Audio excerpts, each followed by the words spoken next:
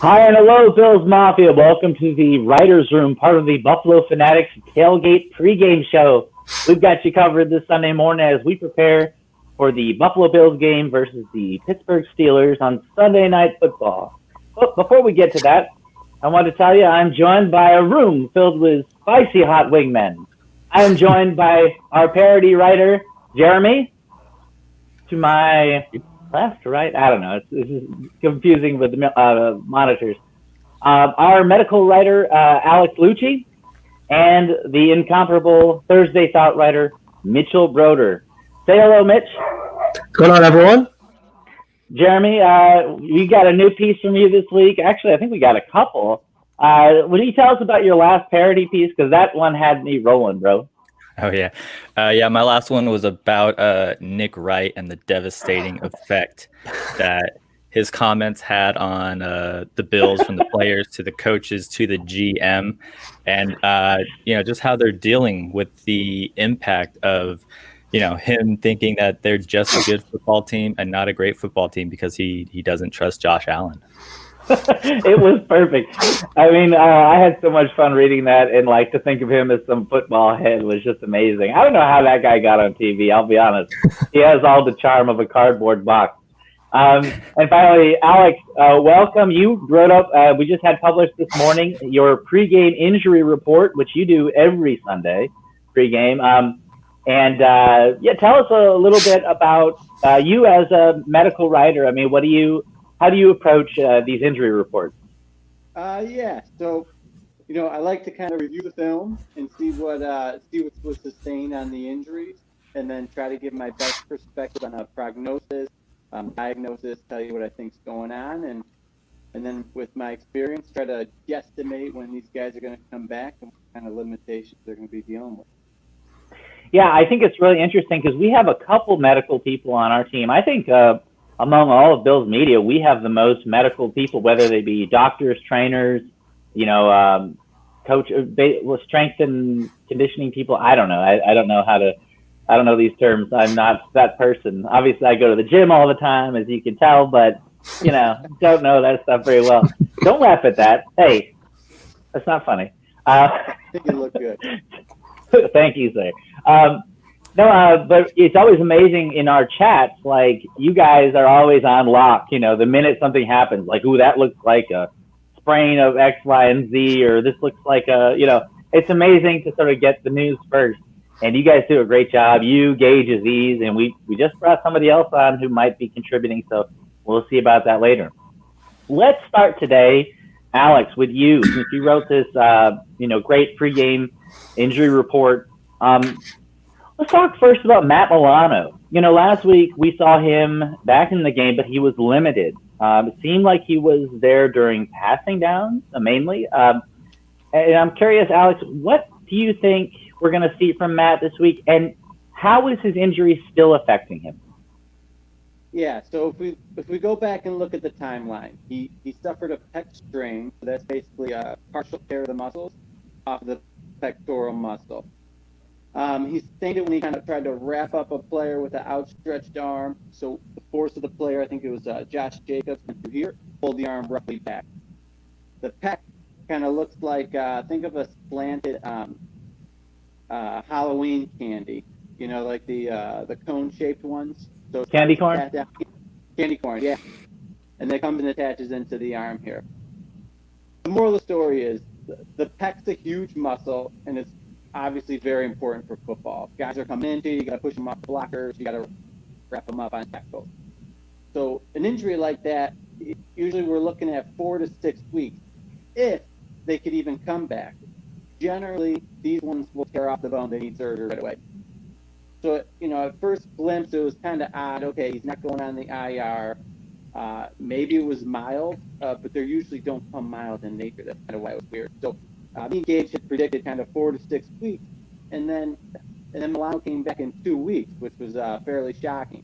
But he came back in limited fashion, so he was doing 28 to 31% of the snaps. He came back. The game prior to the Patriots game, he played sparingly. We thought maybe he was just getting his feet wet. Then he went and played the Patriots.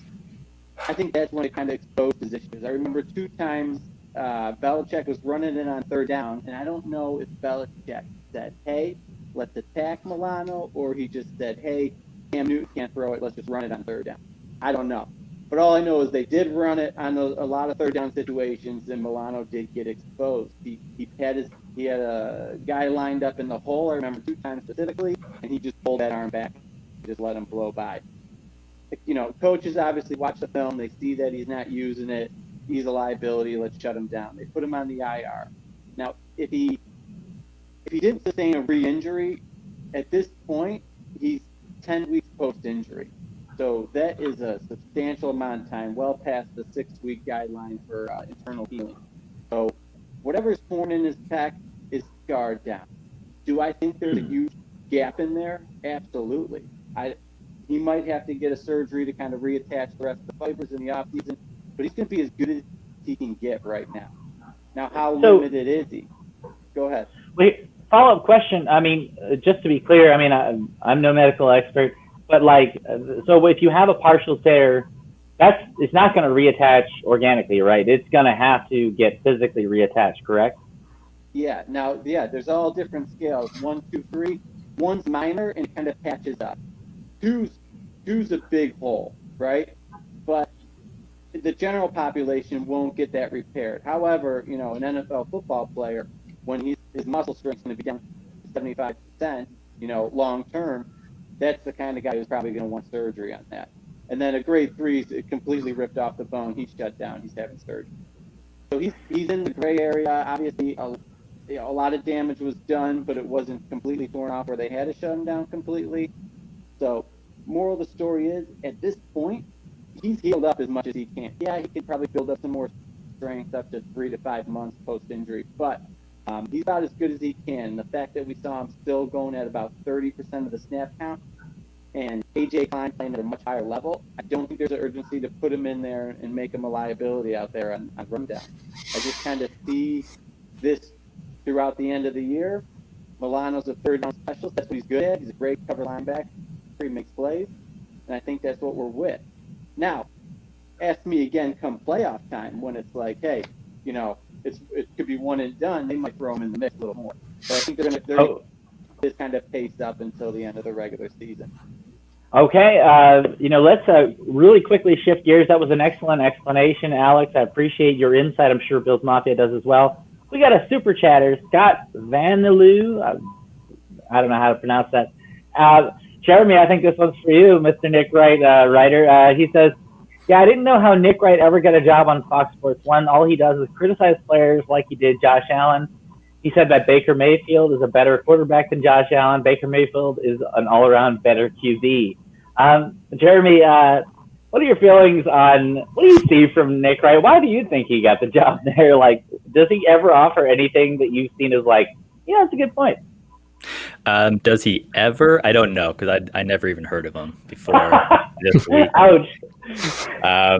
Which I mean, it's not so much of a slight. I don't really watch any cable sports, but I don't know him. And then there was another time this season I recall. I think his name was Adam Beasley, not worthy of the last name, but he was talking about the AFC and I think quarterbacks. And when he talked about the Bills, he said Josh Allen. He's like, and I've got no confidence in that guy.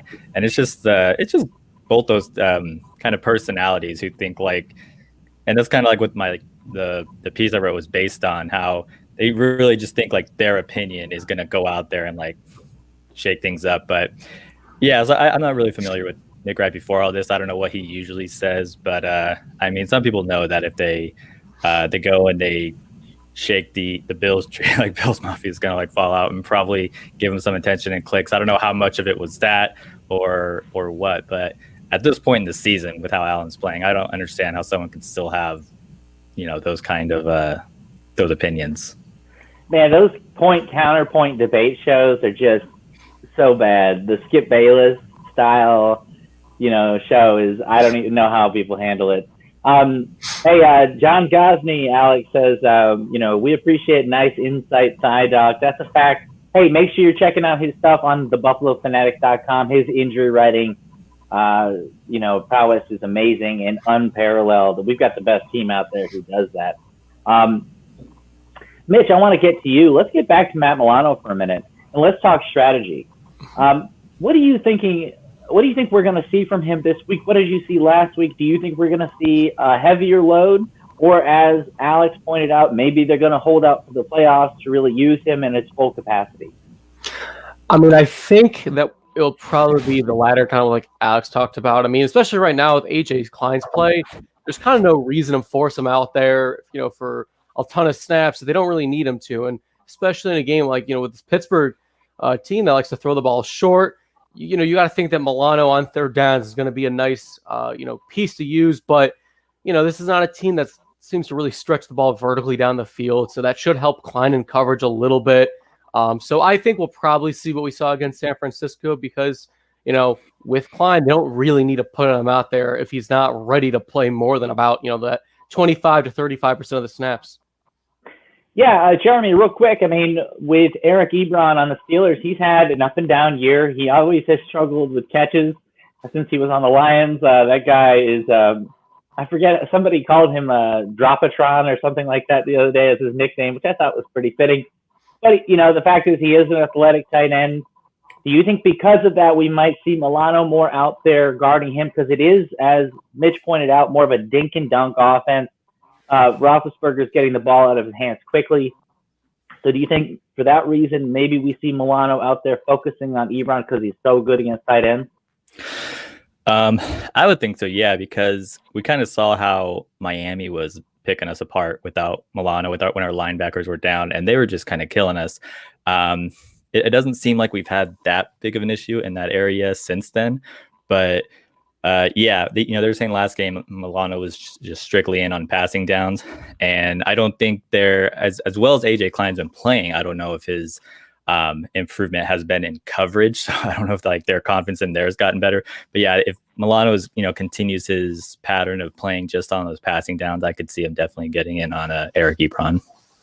Okay, Alex, I wanted to do another question about injuries because Josh Allen was still listed, correct? And if so, what did you see last week from Allen in terms of his mobility with that knee ankle issue? And what do you expect to see this week? Yeah, so just to put out there, we really dodged a bullet with that rolled up tackle that Josh Allen sustained. I mean, his knee buckled back, his ankle was folded down. So the fact that he came back in the game, he practiced all week, and he played significantly well last week, I don't think we have much concern. However, he definitely sprained it a little bit. He suffered an MCL sprain. That's the ligament of the knee that heals the quickest. It's got the best blood supply, so that's a good thing. And then the medial ankle sprain, we saw Tre'Davious White come back. He didn't even miss a game for that one. So sometimes those go well. However, if twisted just a little differently, those are the high ankle sprains, and those ones will need about a month. So we definitely dodged a bullet. He's back. I'm sure the ankle's taped and feeling better than the knee. The knee probably takes 2 to 4 weeks max to kind of feel back to normal. However, I don't want to scare everyone, but once the ligament's a little stretched out, the knee does have a little instability. Now, he had a knee brace on. He didn't run any designed runs, but he was great in the pocket. That's good to see. I don't think we have anything to limit him during the game. However, is there a little bit of a higher risk of re-injury and more catastrophic things? Yes, there is. Let's look at Cody Ford. Cody Ford had an MCL sprain, came back in 2 weeks, he braced it up, and then he had a meniscal tear in practice. So when the knee has a little instability, it's got a little extra wiggle, and then if you plan it right, the wrong forces go through the knee, someone contacted the wrong way, you're at higher risk for a bigger shift and something else to happen. So the two things I'd worry about is a meniscal tear or an ACL tear. However, he's 2 weeks post MCL. He's almost as good as it's going to get, especially if it's super minor. So don't want to sound the alarm, but it is just something to consider, and we might not see another designed run heavy attack for another 2 weeks. Yeah, I mean that does change things. Mitch, let's go to you on this. How much do you think it changes the way defenses play us when Allen is let's assume he's not going to be a threat to run today? Because, I mean, frankly, I'd be shocked if the Bills were dialing up a lot of calls for him. And frankly, if I'm Sean McDermott and I see him scrambling and running downfield, I'm going to crack down on him and be like, listen, kid, you stay in the pocket. But, defenses, what's interesting about defenses, they often don't seem to put a spy on him, which is interesting. I'm not sure you can with the receivers we have, but how do you think the Steelers defense might play us different if, he's not a threat to run?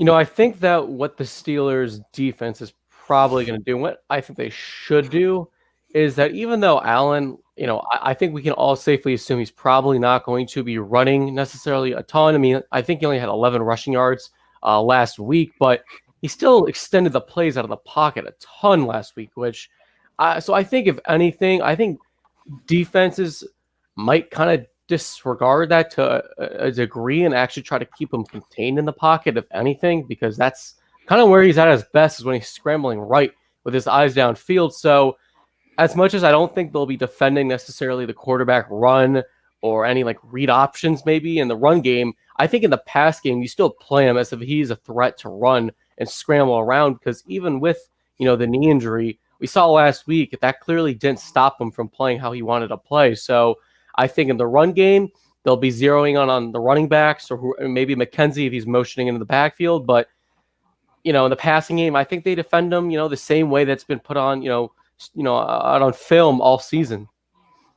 That's fair. Jeremy, let me get to you real quick, and then I'm going to come back to Alex. And this is another injury question, but, we're not going to have John Brown yet again. And Brown has seemed to be such a key in this offense.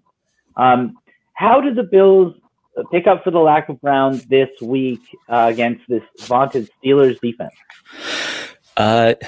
This whole season, I feel like, when we're doing our Saturday shows, it seems like there's those people that are like, this is Gabe Davis' time to shine. Like Gabe Davis, they're pounding the table for him. And I felt like, in the first half of the season, for the most part, Gabe Davis wasn't always coming up and doing that. But I think the last two games, he definitely has. I know he had 3 catches for 79 yards the week before. I don't know his stat line off the top of my head for this last one, but, he seems like he's doing better. I know he said the game seems like it's slowing down for him. So if he can kind of just continue that trajectory, then I think Gabe Davis has shown that he can kind of fill in for him.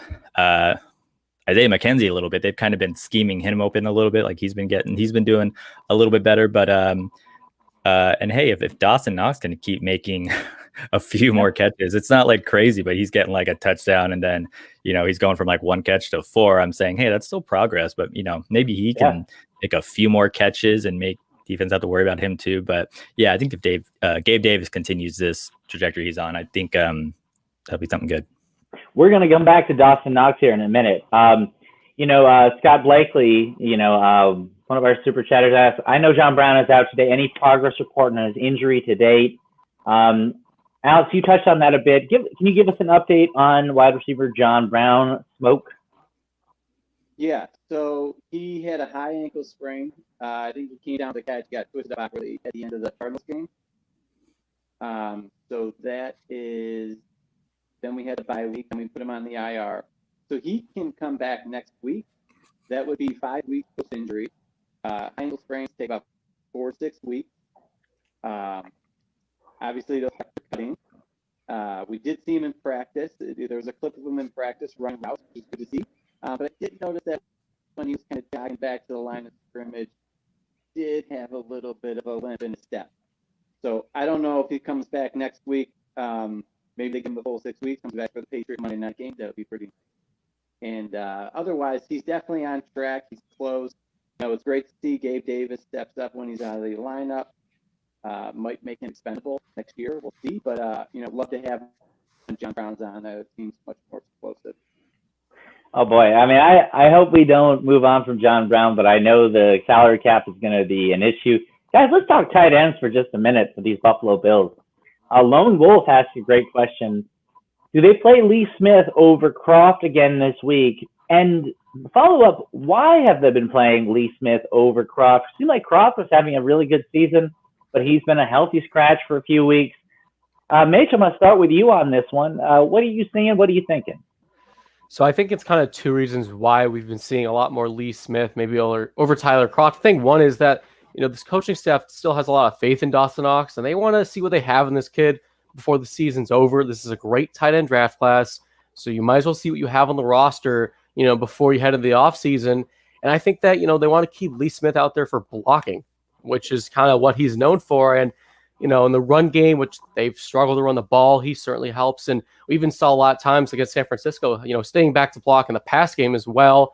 And against a good Steelers front, I think that we'll probably see that again this week because he's played reasonably well. I mean, I know as a receiver, he is truly no threat. I think of that pass to Gabe Davis. I mean, he was on a wheel route that was wide open, and Allen didn't even look his way for understandable reason, because why would you look to Lee Smith's way in the first place? But I think that this coaching staff, they like him, they trust him, and they want to see what they have in Knox. So it's a little bit of both, but I think we'll probably see that again today.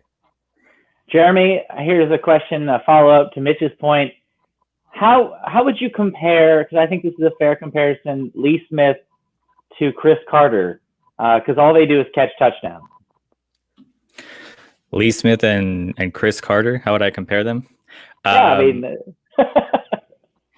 Can you remind me who Chris Carter is? I'm sorry, his name is blanking on me really quick. Oh, wide receiver for the Vikings back in the day. He was famous for all he does is catch touchdowns. Never mind. But what do you think? That's okay, Jeremy. You need to bone up on your NFL history, though. That's an assignment. Yeah. But what do you think about Lee Smith out there in terms of? Do you think you see a bump in what you've seen in the running game when he's out there? I don't know about the running game. When I think of Lee Smith being in there, I know he's basically like a 6 offensive lineman. So I don't know if I would say if it's like running as opposed to passing, but I definitely think if we have to pick between him and Croft, we have him in there to maybe help with TJ Watt, because we saw what Joey Bosa was doing to us. And so if we're going to bring in Lee Smith, I would think he absolutely probably gets another nod over Tyler Croft. And if anything, it's for that reason. Yeah, I think that's fair. You saw him a lot last week chipping on the edge. And what's amazing about Lee Smith is the dude, when he stands next to like Deion Dawkins or any of these tackles or guards, he's not that much smaller. The dude's huge. So I feel like he'd be like a decent like emergency tackle if we needed him to be, which is quite a thing to have on your team.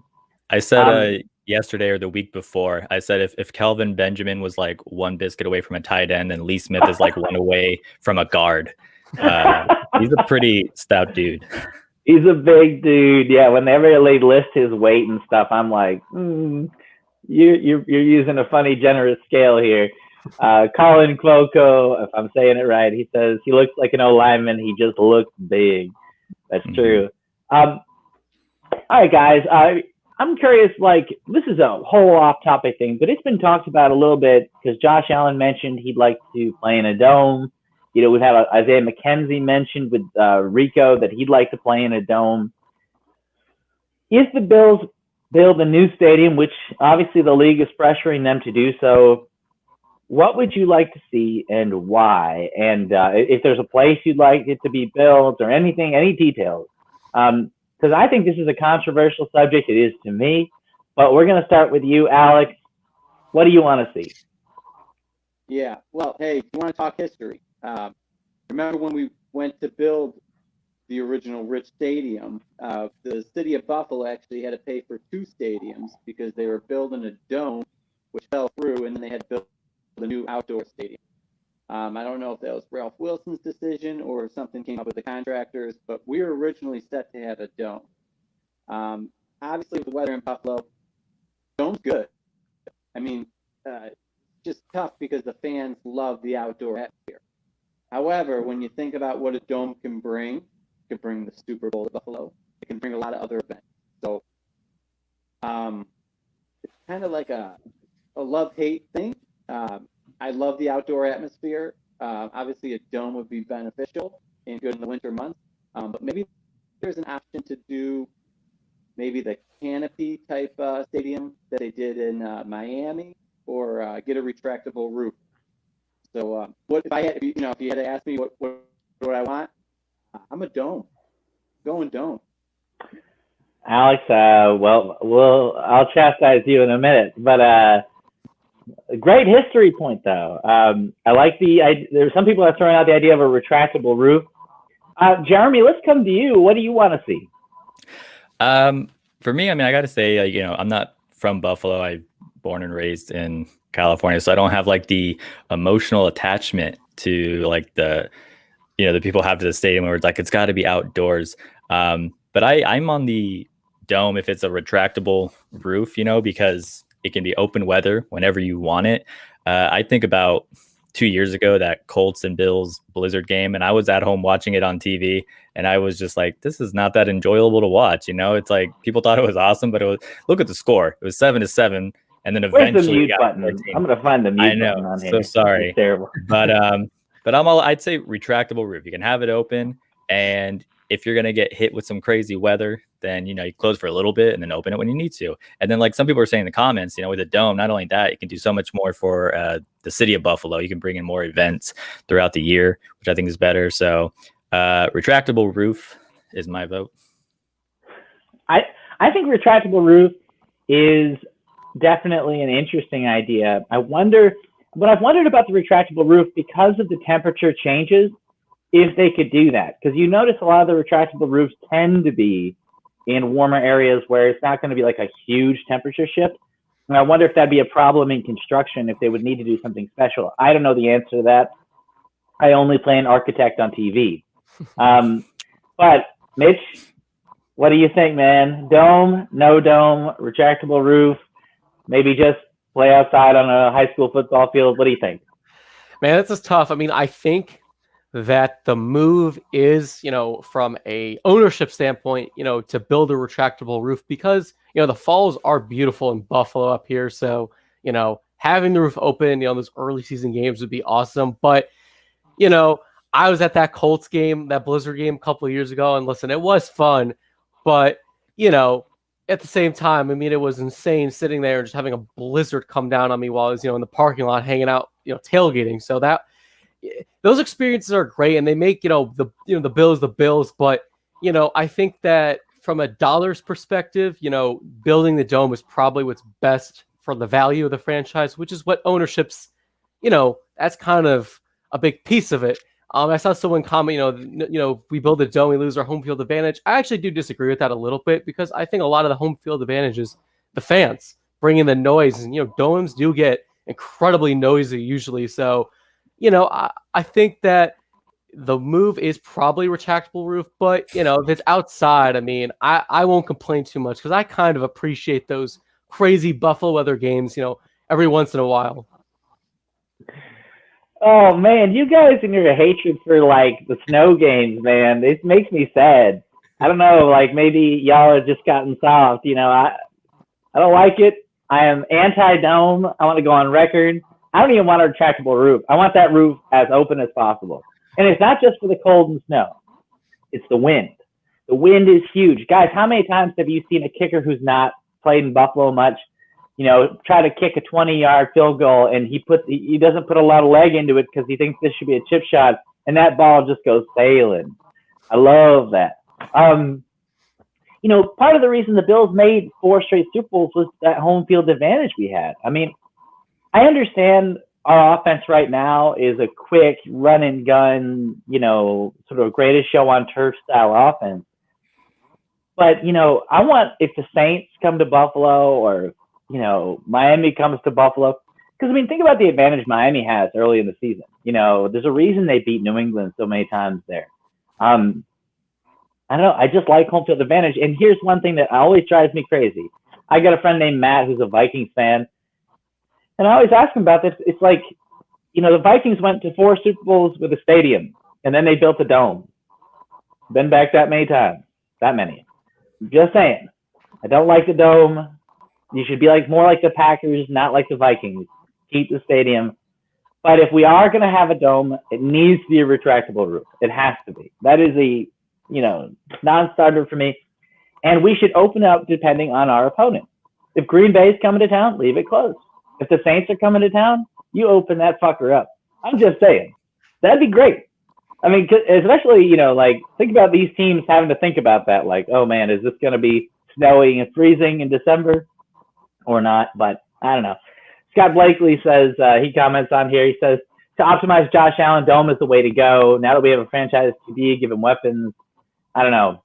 Fans don't play. Ask the players what they want, a dome. Yeah, but Josh Allen the fans are going to be around a lot longer than Josh Allen will be, okay? So you do have to take the fans into consideration, particularly me, okay? The rest of these guys, you can ignore them. That's fine. But it's ridiculous, and you're all wrong. Anyway. By the way, there's no way they're bringing a Super Bowl to Buffalo. I don't care if they build, a $20 trillion stadium. Do you really think there's a chance they bring the Super Bowl to Buffalo? Alex, what do you think? Yes? No? They brought to Minnesota. Why can't they bring it to Buffalo? Because Minneapolis is a big city. I mean, it's not tiny. I mean, it's not 300,000 people or less. I mean, Who can open up another hotel? Okay. I mean, Jeremy, do you really think they'd bring a Super Bowl to Buffalo? Maybe if it happens during like a pandemic year where nobody can go, they'll like, we'll just put it in Buffalo. I know they've figured it out like a couple years in advance, but they'd be like, let's just shift it to Buffalo this year. That would be the year. I like your cynical comedy. They give you guys a wink and a handshake. They say, you dump that money, you make that special stadium, we're giving you a Super Bowl. That's the only way you do it. All right. Well, Mitch, you think they'd ever bring a Super Bowl to Buffalo? I don't know. That might be a little tough for the NFL to sell. Maybe if, I know downtown Buffalo is really, starting to grow a little bit, get some money put in there. So maybe that continues possibly. But I think they probably got other cities in mind ahead of Buffalo, unfortunately. Although it would be pretty cool if it was in Buffalo. That'd be a cool atmosphere. But I don't know if we can bank on that one. The thing about if they had a Super Bowl in Buffalo, you know how they occasionally have like players get into trouble the week before the Super Bowl? That would happen in Buffalo, okay? There'd be arrests like crazy, some guy at a bar fight, some offensive lineman. It would happen, and it'd be entertaining. NFL, pay attention to this stuff. All right, guys. Well, God forbid that year is like when like the Patriots go again. Like, fans will be out there looking for like Patriots players to like Tanya Harding them or something. Now you make me want to have a Super Bowl in Buffalo. I almost wanted the Patriots to go back to the Super Bowl just for that. That'd be interesting.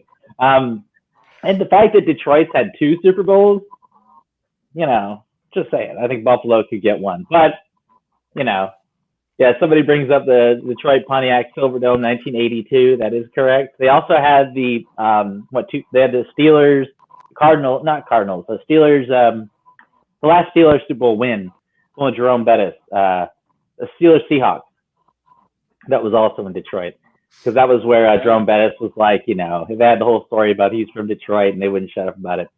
Anyway, the new stadium. They gave him a new stadium. They got a new stadium. They gave him the Super Bowl. I'm fine with the new stadium. I just want it to be outside. And frankly, I like old stadiums. I'm that guy who likes, I've been to the Big House in Michigan many times. Of course, been to Fenway, been to a lot of old stadiums. I like the old stadiums. I like the history. I'd like us to keep it, but that's me. I don't know. I'm weird. All right, guys, let's get back to the game a little bit.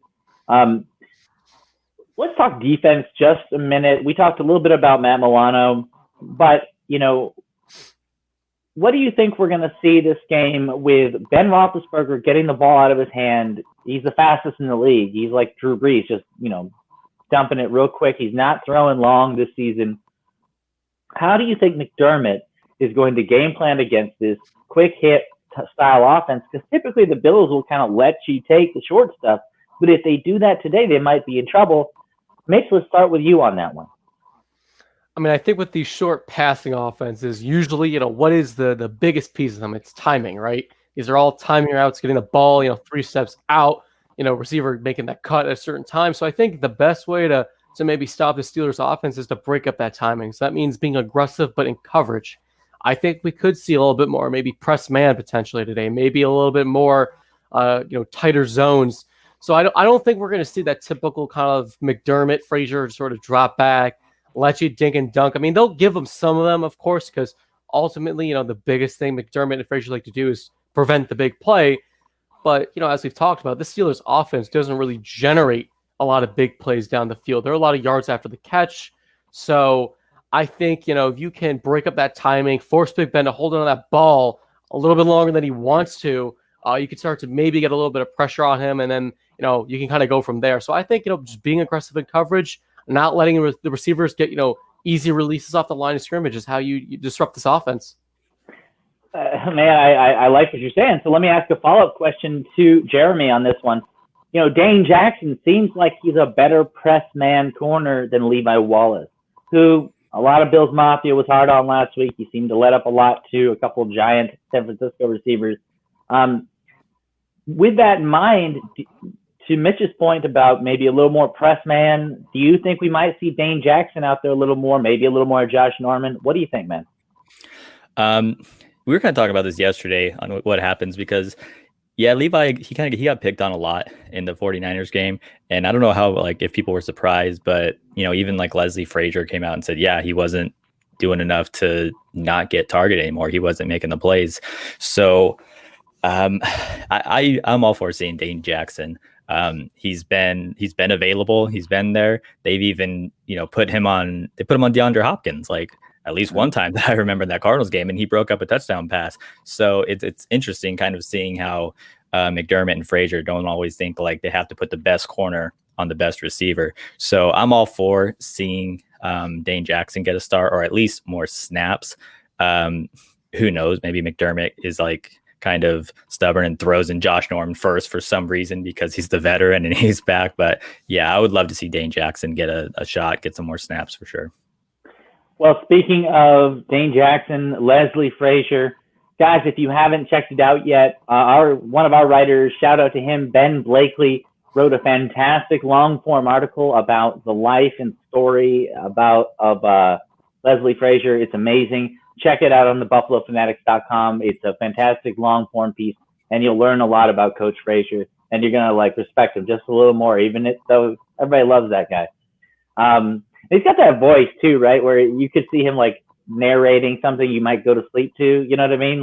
Fantastic voice. Anyway, the article title is the mild-mannered mastermind from Mississippi. So check that out on the BuffaloFanatics.com. Alex, what do you think? Is Bills Mafia being a little too rough on Levi Wallace? What do you think we're going to see from him this week? I think Levi plays fairly well.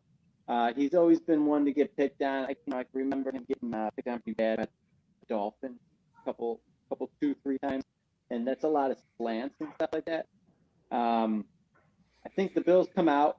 They play a little passive at first, kind of get the forward, keep everything in front of them, and then they just come with good timing blitzing, try to break it up on third down, stuff like that, and try to cycle them in that manner. That's fair. Honestly, it'd be interesting to see. I mean, Leslie Frazier did make a comment about Levi making plays, so I wouldn't be surprised if we see kind of like we did a shift last year where Kevin Johnson started coming in about half the time and kind of spelling Levi Wallace. So we could see that with Norman, but then the rookie Dane Jackson. I mean, it'd be great to see him, but I just don't think they completely trust him, even though he has shown up when he has played. But when they finally do put him in, he's going to play. So we'll see how that plays out. Yeah, I think Bills Mafia is a little rough on Levi. I think he's asked to keep the ball in front of him, and he's been a better tackler this year in terms of yes, his guys get catches, but they're not getting yards after catch usually. So we'll see. I'm curious to see what they do, particularly if Mitch is right and they go more press man. So that'll be interesting. Alex, let's start with you for just a moment, real quick. Ed Oliver is having a down year statistically. I know he's been playing more of the one technique, the Star Lotulele out, Latulele, I can't pronounce it.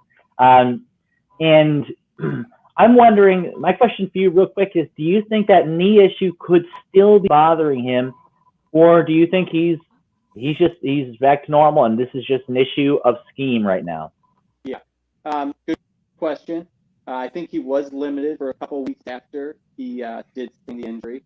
But at this point, no, I don't think it's limited him. He definitely is facing a lot of double teams. He's getting pressure. He's just not getting sacked. He's being a disruptive force. He's just not he's not Aaron Donald, and that's just a really rough comparison to put him on. I mean, that's like a first ballot Hall of Famer. What he's doing is his job. I think he's going to benefit next year once we get a star back, or we invest in a different kind of thick-bodied, one technique, and he can get himself on more, three technique one-on-one. But no, I don't think he's limited. I think he's playing pretty good. If you look at the hurries and you look at the penetration numbers, he's doing a pretty good job, well above average. All right, Mitch, I got a question for you. The Steelers are dealing with some injuries lately.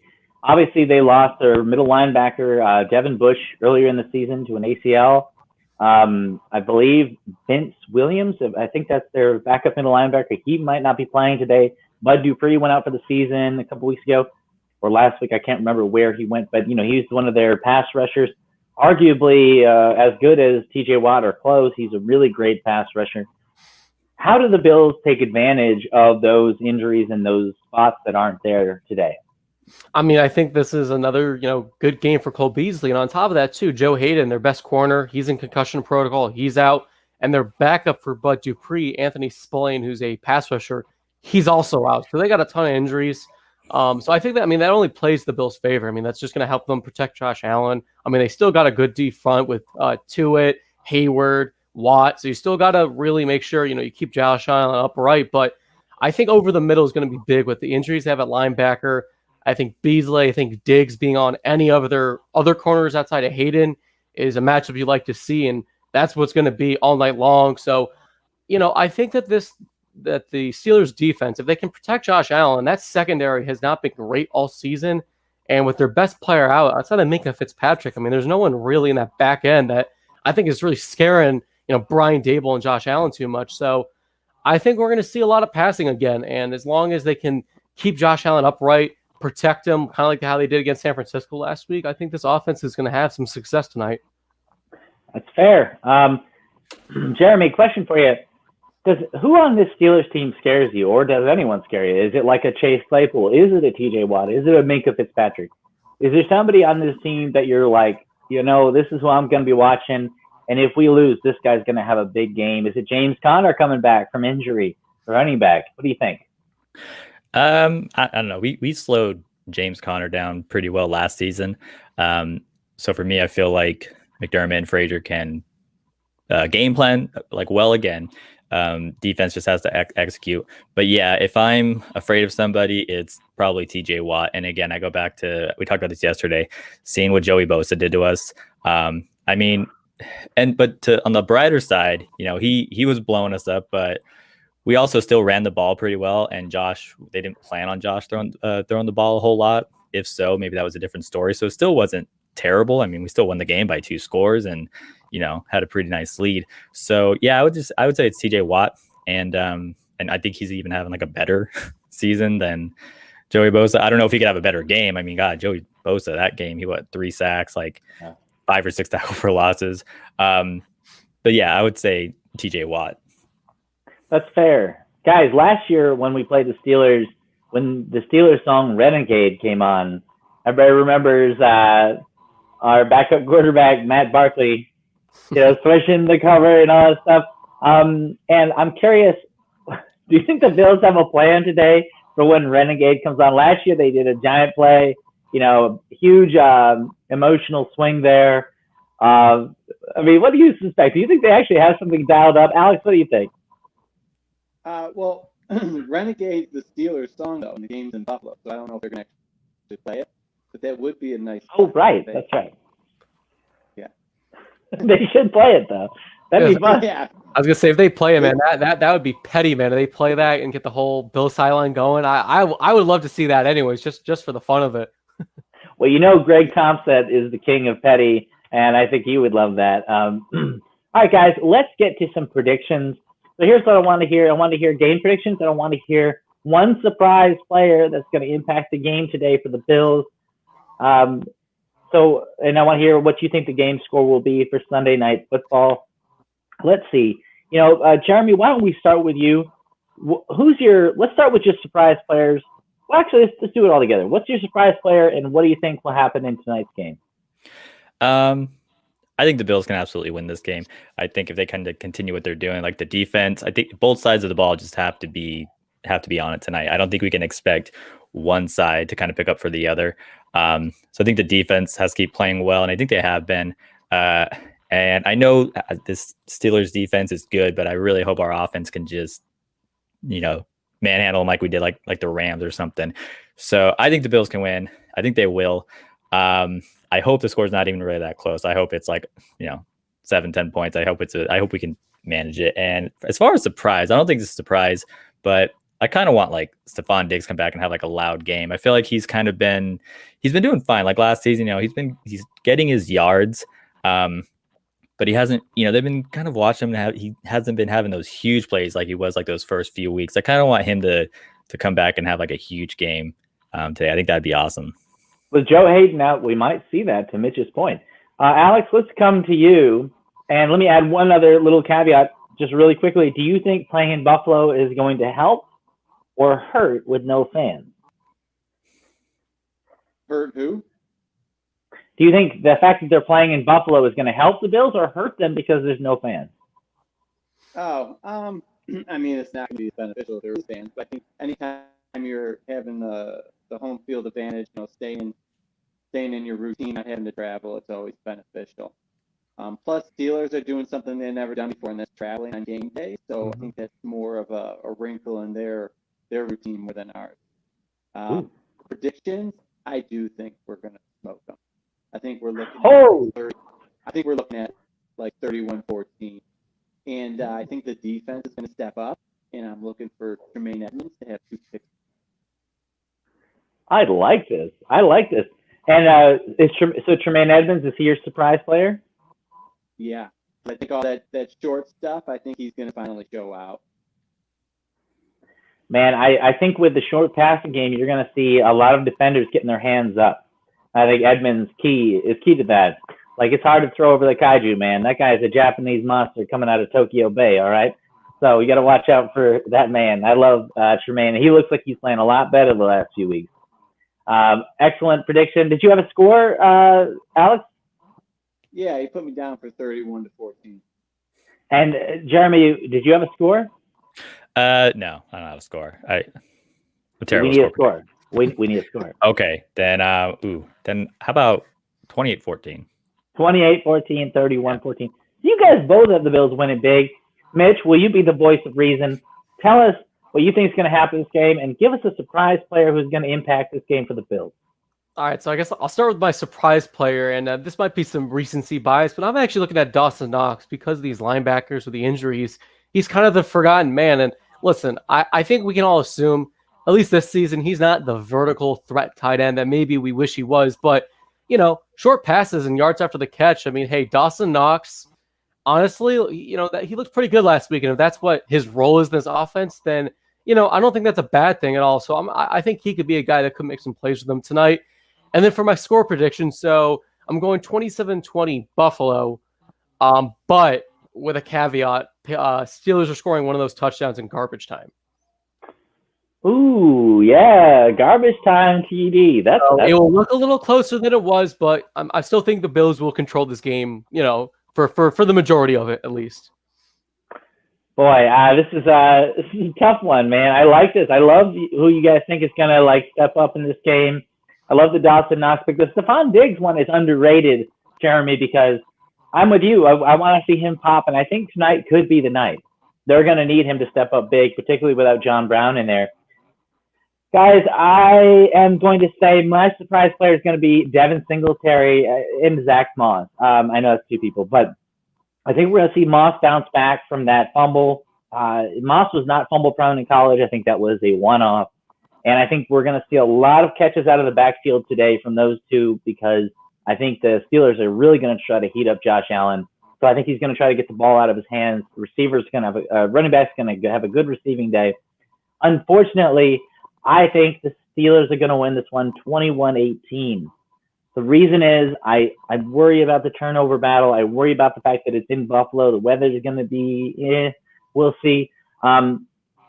Which kind of goes to your all dome talk and all that. But I do think that the Steelers are not going to look as bad as they did last week. I think last week was a Mike Tomlin special. He's done that over his career, lose against bad teams. He always has one or two a season. It's his big kryptonite. But I think he's such a good coach. He's going to have that team ready.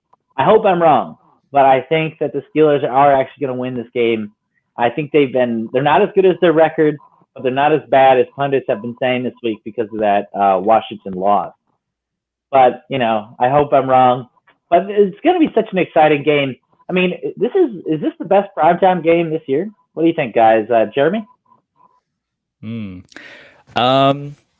Best primetime. I don't know. I would almost think people would be more excited to see like a Bills and Chiefs game like we had earlier, because of what the Steelers have kind of been dealing with. Like since their loss, a lot of people are coming about and saying, no, they're not as good as their record is. But if you had like the Bills and Chiefs, like those are two good offenses that people are like, no, those are good. And that's going to be an exciting thing to watch. You don't have a quarterback who's like 29th in average like yards. He's not just thinking and dunking. You have two quarterbacks and go for it. So no, I would say it's good right now. Like I said, you look at the records and it looks pretty good, but I don't know if it'd be better than like the Chiefs and the Bills again. That's fair. Scott Blakely calls me out. He says, Adam said San Fran was going to beat us last week. I did, but it was for the Bills. All right. So, and we won. So it shows it worked. So get off my back, Scott. All right. You watch your ass. Mafia of Bills says you are wrong. I am regularly wrong, Mr. Mafia. All right, guys. I'd love to hear, what is it you do for Buffalo Fanatics and the BuffaloFanatics.com? Obviously, this is the writer's room, so you all contribute as writers, but you all do other things sometimes too. Alex, let's start with you. How would you describe your role on Buffalo Fanatics? Yeah, so I do the injury primer. So generally, I will write up an article doing like active versus inactive predictions and just kind of give a review of the injuries we're dealing with going into this game. And then I want to talk about what I do on my personal life. I'm a physical therapist, being an athletic trainer, and a strength conditioning coach, big rollerblader, and I got a special dance too. Someday we can roll out here. Rollerblader, the dream of the 90s, is alive and well with Mr. Alex. Thank you, sir. Alex's injury updates are top notch. So you want to make sure you follow him on Twitter at the Eye Doctor. He's great. Jeremy, obviously you've been recently contributing as a fantastic parody writer. You've written about the wonder of Adam Gase as a coach. You talked about the lowlights of the AFC East, talking about Cam Newton, which was hilarious. I mean, you've got some great stuff that's been popping. People have been loving it. Tell us your entire role on Buffalo Fanatics. Yeah, so I started doing the Overdue podcast with Max, who is also a writer. He does his outrageous predictions. I had an idea to start a Bills podcast that was more like laid back and silly and kind of stupid at the same time, but just having fun. And then we got asked to transition to the vidcast format. So Max and I, we've been doing the vidcast since like the beginning of the season. So we do that Saturdays, which is now called the Buffalo Bootleg. And I got to thank Adam Gase. I mean, I was doing some writing. Like I tried some stuff a while ago. I did a Bills Jets prediction, like short story thing. But yeah, I got to thank Adam Gase for kind of encouraging me for this new these new things I've been coming up lately. Just more like funny satire pieces.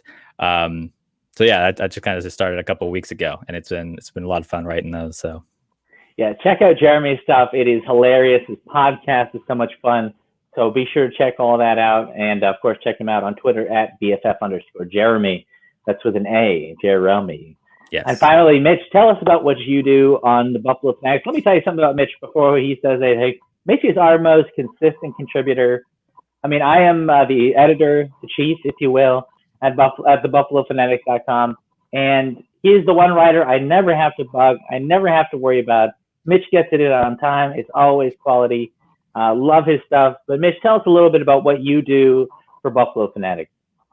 Yeah, so I write the Thursday Thought, which comes out every Thursday at 1 p.m. And it's just like basically a discussion column. I kind of write, what I'm feeling for that week, whether it's, something about the last game they played, the upcoming game, whatever it might be. And, the biggest thing is I'm just trying to generate some discussion amongst the fans. So, if you guys agree with me, tweet at me, comment at me. If you think I'm stupid, I should shut up. Tell me that too. Like I'm open for all. I want to hear what you guys have to say.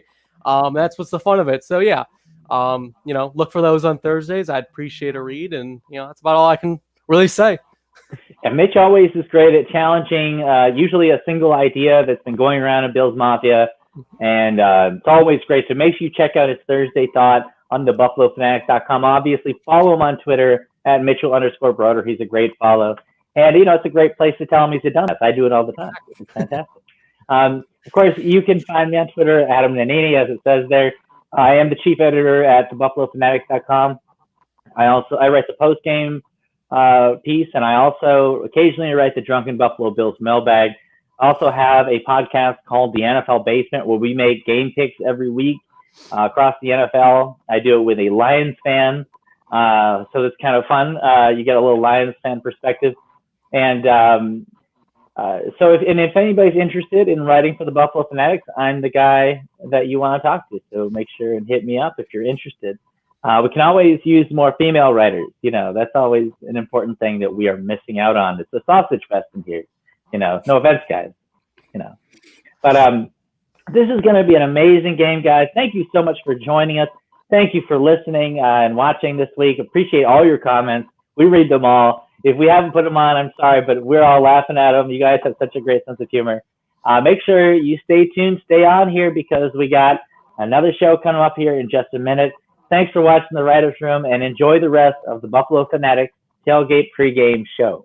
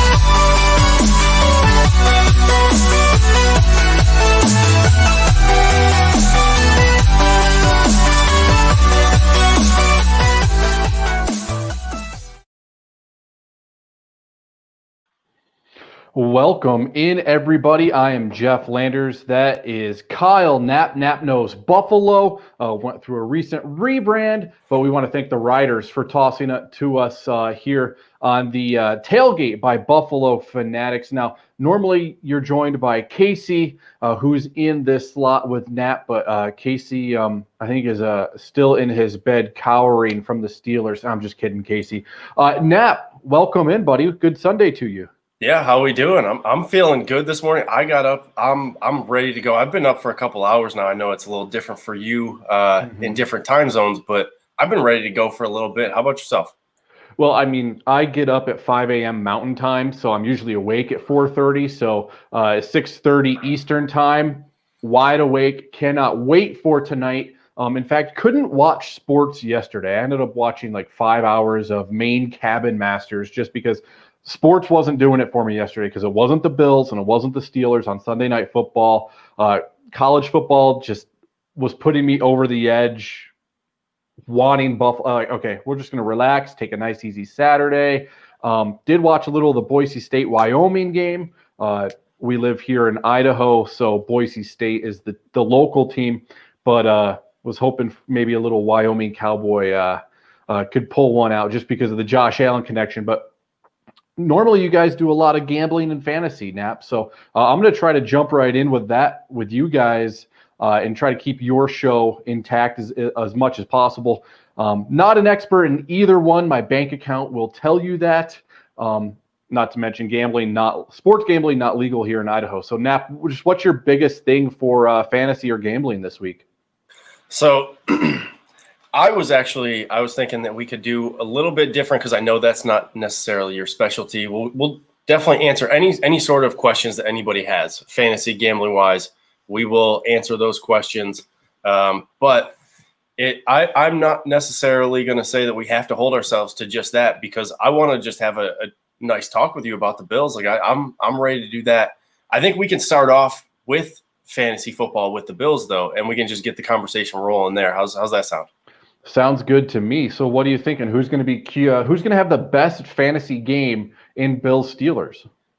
So whenever I answer these questions, I always answer them kind of taking quarterbacks out of the situation, because Josh Allen is just about always going to have the best points output for the Bills. And you're usually going to see that be the case for almost every single team, is the quarterback is going to have the best points output. So I actually think that, and this might sound like it's a really obvious choice, but I actually think that Stephon Diggs is the guy who's going to be the go-to guy for fantasy football this week, because Joe Hayden's out. So they don't have their number one cornerback to kind of try and lock him down. And we've already seen that Stephon Diggs can't actually be locked down by a number one corner. So when you put him on guys who aren't that top tier corner, that lockdown number one guy, his possibilities are just limitless. So that's my go-to guy for this Bills Steelers game. Yeah, it's hard to disagree with you. Maybe in a bold prediction, I would go my man Dawson Knox gets into the end zone twice today, but that would be a bold prediction for it. Hey, he's had a nice little turnaround since we had our conversation during the bye week. And, I really think that not having a preseason for him hurt, because we've seen it with defenses in the first half of the season. They were hurt, but here's a second-year player, had a pretty decent rookie year, and then doesn't get the training camp, doesn't get the spring practices, the summer ball, the mini camps. So I think that affected him. Plus, he was dealing with an injury. Now's go time. Now's turn it up. And I think he's aware of that. The way he's played the last 2 weeks, it points to me that he is aware of that. So Dawson Knox is hopefully going to come on. We can talk about him a little bit later. But what about on the Steelers side offensively? Who do you think is going to have a good week for the Steelers? Not that we actually want that to happen. So I'm in a little bit of a tough place here fantasy football-wise, because I actually have both Juju and I have Deontay Johnson. And I have actually made the mistake of playing Juju the last 2 weeks instead of Deontay Johnson. Deontay Johnson's been Big Ben's go-to receiver. So I think it's difficult to answer that question because they have so many good wide receivers, so many talented wide receivers who have had big games throughout the year. Like they have James Washington has had a couple of good games. Chase Claypool's obviously had some monster games. Juju's had some really good games. Deontay Johnson's had some good games. So they haven't had one guy who's been like the go-to guy like Stephon Diggs has been for the Bills all year. They just have a bunch of talented guys who probably none of them are a true number one wide receiver, but they can all have big games whenever they're called upon. But I think I'm going to have to stick with Deontay Johnson because he's just been that guy that Big Ben's been leaning on, and it's kind of been progressing throughout the year. He's been the guy that when a play needs to be made, Big Ben's been going there. So I would watch out for him. But if Trey White guards him, if Trey White's on him, it's going to make his life really tough because we've seen that all year for the opposing wide receivers. Like when Trey White is lined up across from you, you're probably going to struggle a little bit. So it's really tough to answer that. But I think I have to go with that consistency of Deontay Johnson's kind of been building across this year. You got to roll with him. Yeah, the only Steeler I have on my roster right now is James Conner, but I am in a bye week. I made it to second place in our league, so playoffs start this week for our league. My wife very quietly took over the number one spot, even though I beat her in the regular season. Yeah, it's a friends and family league. I beat her in the regular season, and she still sneaks up and gets that one spot. So I have the number two spot in a 6-team playoff format, and I'm okay if James Conner doesn't have a good week this week. So he's the only one. He hasn't really been, despite having been out for COVID for 2 weeks now, I think it is. I think 2 weeks, yeah. before that, he wasn't really giving me the numbers I expected from him. So this Pittsburgh Steelers running game has been almost non-existent, and I think Pittsburgh might try to force feed him the ball, especially because Buffalo's run defense hasn't been great if you look at it as a season total. They've really improved over the last few weeks, I know, but as a season, they might try to get James Conner the ball. What do you think? I think that they probably want to try and lean on him at the start, but I don't know if that's going to be able to be a consistent theme for them for the entire game, because just like you're saying, they haven't really had those rushing numbers this year. And it's kind of interesting because over the past couple of years, they've been the type of team where no matter who's in it running back, they're going to produce really good numbers. But this year, that's just not the case. I think if I remember correctly, they're 28th in the NFL in rushing offense right now. Like they're not doing very well at all. Like they're actually worse than the Bills in rushing offense, if I'm remembering that correctly. And I should be, because I said it on my podcast on Friday, but I don't have those numbers in front of me right now. Can you double check that for me? You're talking rushing offense. Just rushing offense. Yep. I know they're I got it right pretty here. Low. Yeah, they're definitely bottom half. So is Buffalo, bottom half. They're bottom four. They're sitting below so they're them 28th, 29th then. Yeah, below them is just the Bengals, Bears, and Texans. Yeah, rushing yards per game. They haven't been able to lean on that. 92.6 yards per game. So that means what they're doing, though, in place of actually handing the ball off, is kind of dink and dunk. It almost feels like, to me, having watched Tom Brady in our division for 20 years, that Big Ben is kind of fallen back into that Tom Brady, immobile, not going to push it downfield a lot during the game, get those 6-7 yard passes, get the ball out quickly. We saw Tom Brady do that for years. So if I'm the Buffalo Bills, what do we do to try to stop? Okay, they don't really have a running game, so they're going to play this quick passing game. How do we stop that? Tackle one, but you're going to want to get as much pressure with as few people as possible. Collapse the pocket quickly. If you can collapse the pocket and he still hasn't gotten out, force him out of the pocket. We say it all the time with mobile quarterbacks, keep him in the pocket. And I think with Ben Roethlisberger, who hasn't moved very well, make him hold on to the ball. And if he has to get out of the pocket, then go after him. Because if he's not getting that ball out quickly, that could be a recipe for success for Buffalo's defense. Yeah, I mean, they run more of a timing style of offense because they want to do everything short routes, quick routes. They want to get the ball out quick, like you were saying. So if the Bills can get pressure on Big Ben, he's not the most mobile guy. Like we've seen that throughout his career. He's big. Like there's a reason he is Big Ben, and he can get guys to bounce off of him. But if you can hit him enough times, he's gonna go down, and he's not gonna outrun guys. So if you can get the pocket to continuously converge on him and get that to happen quickly, then like the Bills defense is going to have a lot of success against him, because that'll take the timing away from the offense. And that'll force him into some situations where maybe he's not throwing to the read that he wants to throw to, and that can really cause him to have some problems. All right, do me a favor. We're about 108 people in the video, so smash that like button, share it, get our numbers up. Let's try to get to 200 before the end of the hour.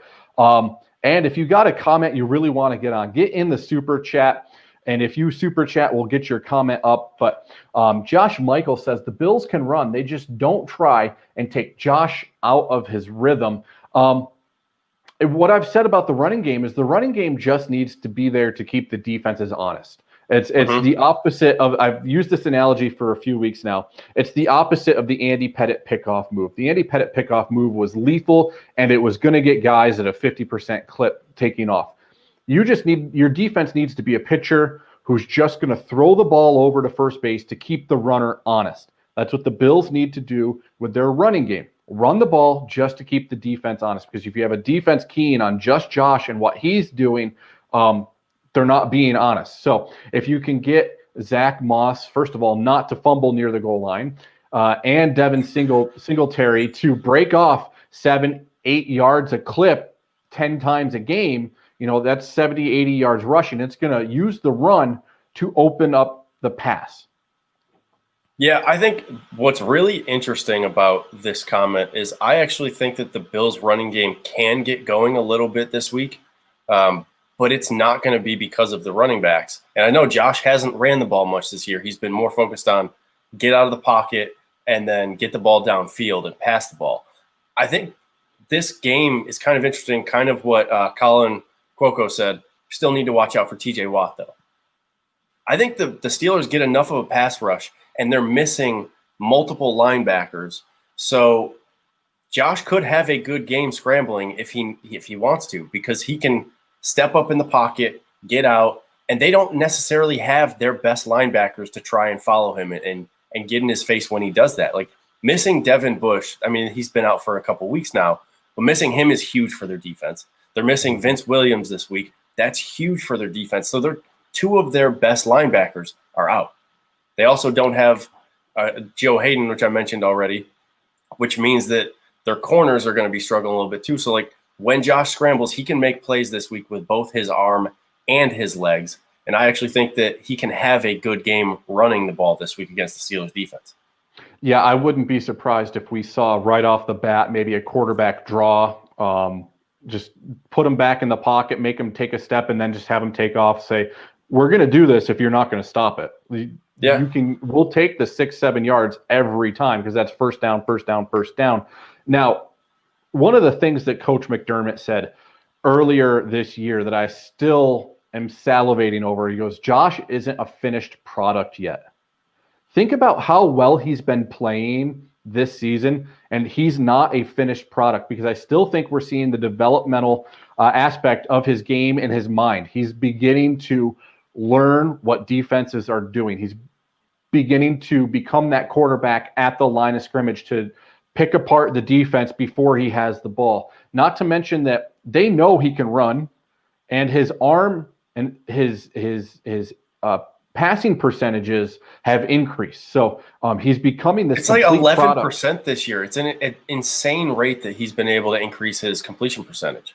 And just the sheer amount of volume passing he's needed to push his career passing percentages above 60% is absurd. I think he's close to 70% on the season. I think he's 69.9, something like that. Yeah. So Josh is not a finished product. Now, what I want to see is him carry it week to week now.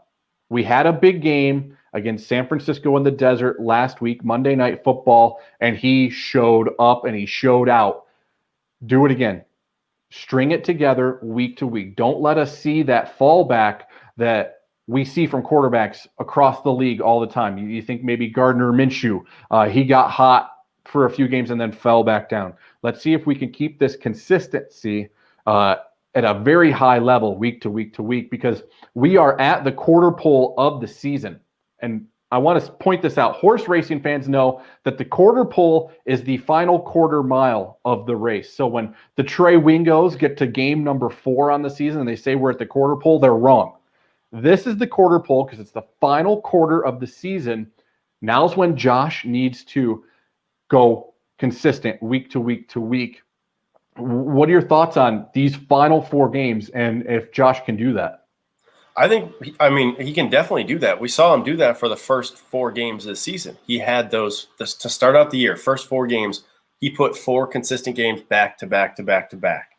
And so we know that he can do that. We know he's capable of doing that. Since those 4 games, his stats have definitely been a little up and down. So maybe we don't feel like it's happening as much as we want it to now. But it feels like the Bills' offense and the Bills' just team as a whole is getting back into that rhythm.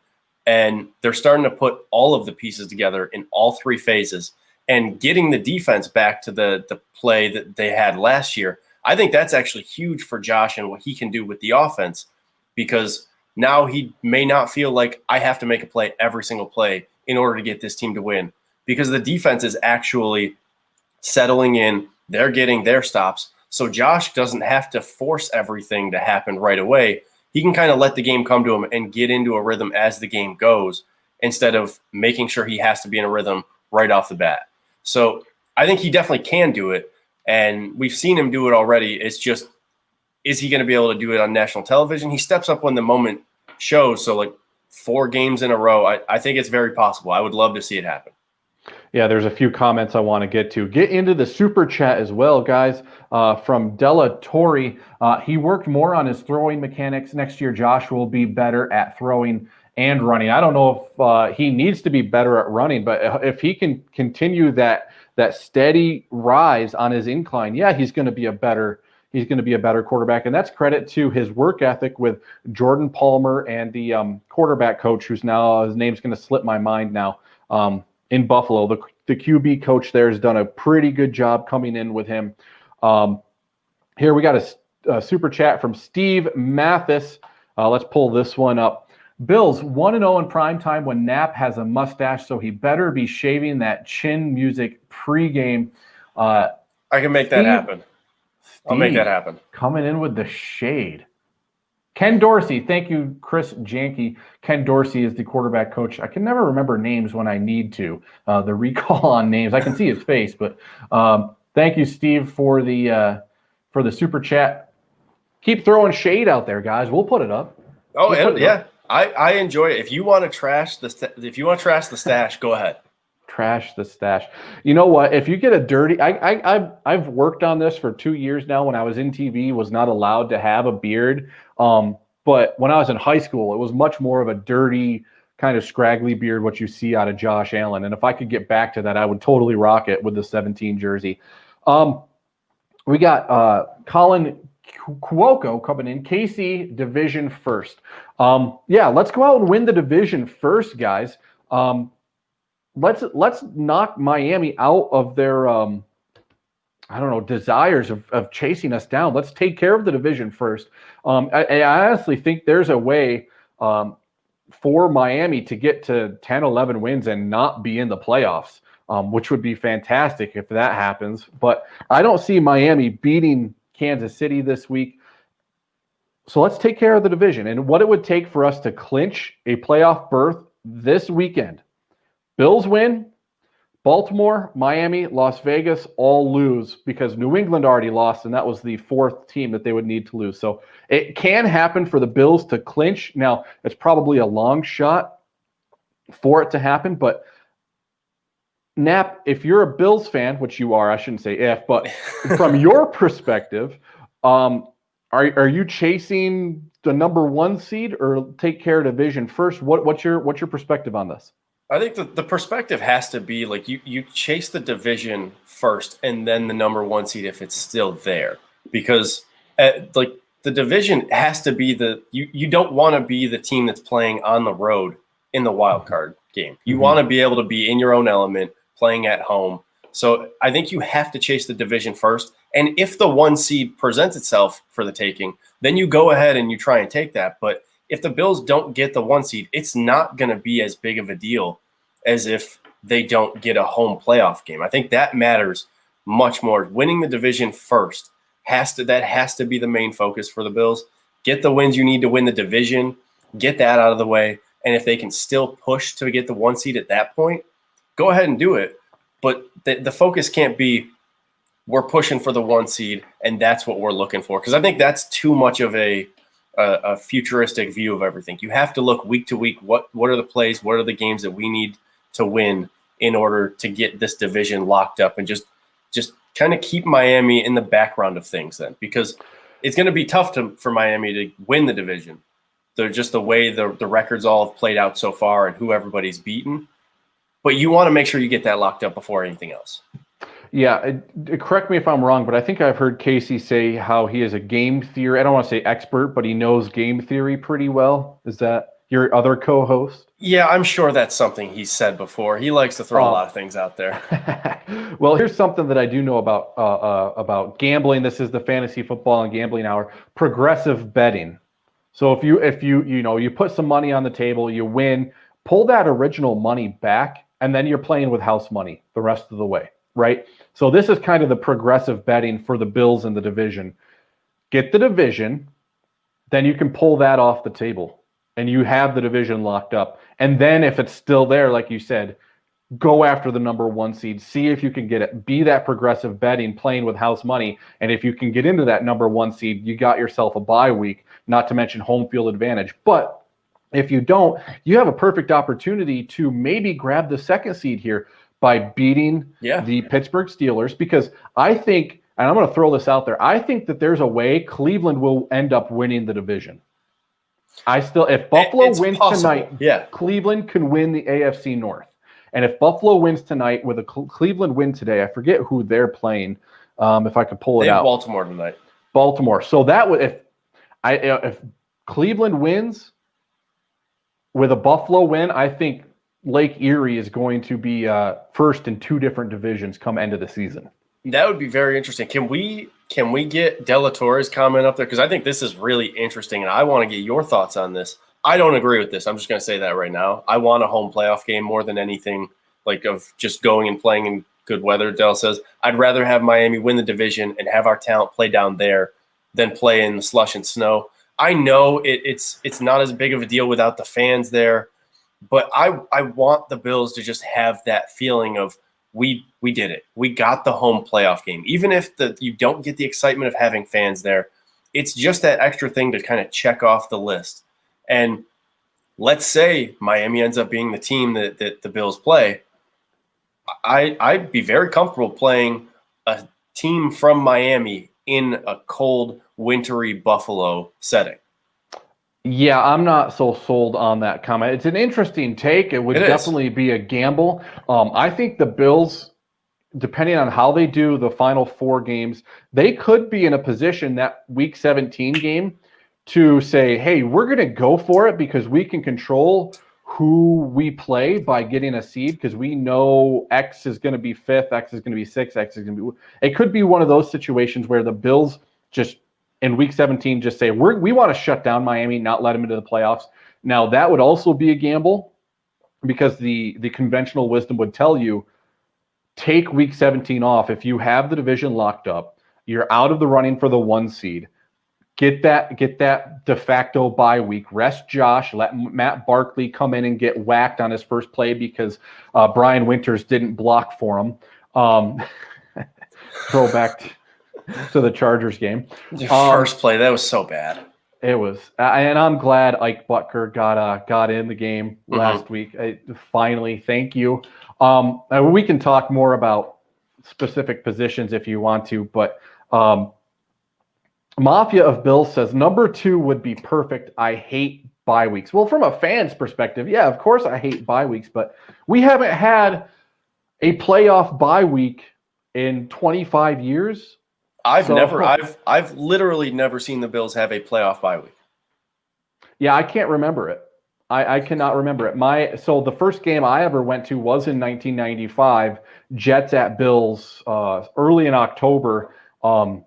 What I remember about that was I want to say I was 8 months old, Jeff. I would have been turning 9 in November. So Jets Bills October 95. The juice is loose. That time of Bills history. And Boomer Esiason is the name I'm trying to recall. Boomer Esiason got knocked out with a concussion. Andre Reed tore his hamstring in that game. That's the first game I went to. And then that was the last time they won the division. So my memories are all of the wild card games in the late 90s, and then the drought. So if you have a chance to get a home playoff game and win the division, don't let Miami and say I'd rather have Miami win a game. I know that there's a stat floating around how Josh Allen likes it hot and he plays better in hotter weather. And there was no statistical sourcing to that, so I don't know if that was a 2000 so for his entire career or just this year. But I still think if you get in Miami coming up to Buffalo in that first round is way better than having to go down there. The other thing with that is then you get Tua, who has played in Miami and Alabama. Like that's where he's played the last couple of years. He doesn't play in cold weather games. So he hasn't had to deal with those types of elements until he's gotten into the pros. If that's what the situation you have, I will take that every single time. In terms of the whole, like, do we go for the 1 seed or not? I think let's take the 1 seed out of this equation. Is there a team in the playoffs that you would prefer for the Bills to play over anybody else? Because I think the AFC is really tough this year. When you look at the conference as a whole, like there's a lot of really good teams in the AFC that could present some matchup problems here and there for the Bills. Not saying like, well, the Bills, if they play this team, that they're going to lose. I'm just saying like there's definitely tougher matchups depending on the teams that you play. Is there a team that you look at and you're like, I'd rather see that team than this team? Because for me, the team that I actually don't want to see in the first round of the playoffs, it's the Browns. Because if they are firing on all cylinders, they are a very good team. They have the best running back combination in the NFL. They have a good passing offense when Baker is on his game. Obviously, that's hit or miss. And Bills fans don't want to hear anything good about Baker. I get that. But it's just the truth. When he's on his game, their passing offense is good. They have a good defensive line. Myles Garrett creates problems. They have good players at every level of their defense, even if they're not always on. Like, when they're firing on all cylinders, they're a team that I wouldn't want to necessarily see. And we saw how good they can be versus how bad they can be last week, first half or second half. Yeah, you've hit off a topic that fans really have an opinion on. I was listening to you, but I had to look down at my phone. My buddy Matt was texting me, huge Bills fan here in Idaho Falls. He's actually going to be watching the game with former Kansas City Royals first baseman Billy Butler later on.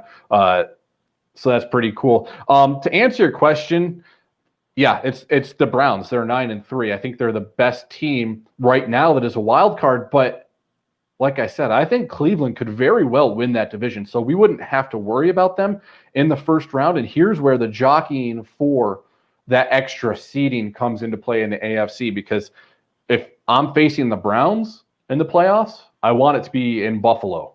Yes. Lord knows we've had our problems in Cleveland. Last year, we made 8 straight stops on the goal line and still somehow lose that game. The one I always remember about playing in Cleveland is the snow game.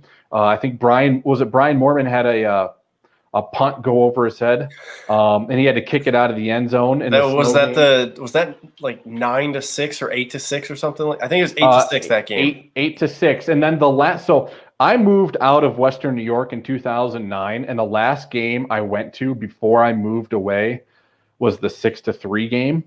So if we could avoid the Browns at all costs, that would be just fine. John corrected us. 8-0. It was 8-0. Yeah, and we had chances. I think it was J.P. Lossman was in that game, and we had chances, just could not capitalize. So thank you, Dick Duran, for that. If there's a way for Miami to miss out on the playoffs, I'm all for it. I do like Frank Wright, obviously. So if the Colts get in, that would be awesome. We've beat Vegas already. I saw somebody mention the Titans, that they wouldn't want to play the Titans in the first round, which they're currently the division leader, and they have the tiebreaker over Indianapolis because they played twice already.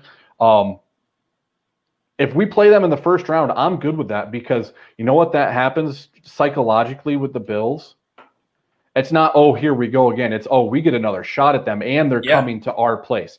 And Sean McDermott in the process will use that fully to his advantage. So I would not mind seeing the Titans again in the playoffs in Buffalo, because I would actually love to see that. Give the Bills a second chance at the Titans in the playoffs. I would love to see that. But it all comes down to positioning, and that's where the whole win your division and then see where you're at and make the plan for the rest of the season after you get the division locked up thing comes in. Because at that point, just like you said, maybe the game against the Dolphins at the end of the year, maybe that's a game where you can win it to get a better matchup, or you decide hey, we're just going to rest our guys and we're going to take the matchup that comes to us, whatever it ends up being. But at that point, you can kind of choose your own destiny. And I would much rather see the Bills focus on get the division, then choose your own destiny from there. Robert Yaramillo, what is your concern with Miami in the playoffs? I don't have a concern with Miami in the playoffs. I am a petty AFC East fan. I just don't want to see our rivals do well. I'm going to go full Drew Gear on this. And if Miami can get out of the playoffs, just leave them out. If Fitzpatrick comes up and does mop-up duty in week 17, maybe that's his last game ever, and it's in Buffalo. Just don't let them into the playoffs. I'm going to go petty on that, because I fully think we could beat them up here, down there, any day of the week in the playoffs. They don't scare me. I just don't want a division rival in the playoffs for the first time in however many years it's been. Yeah.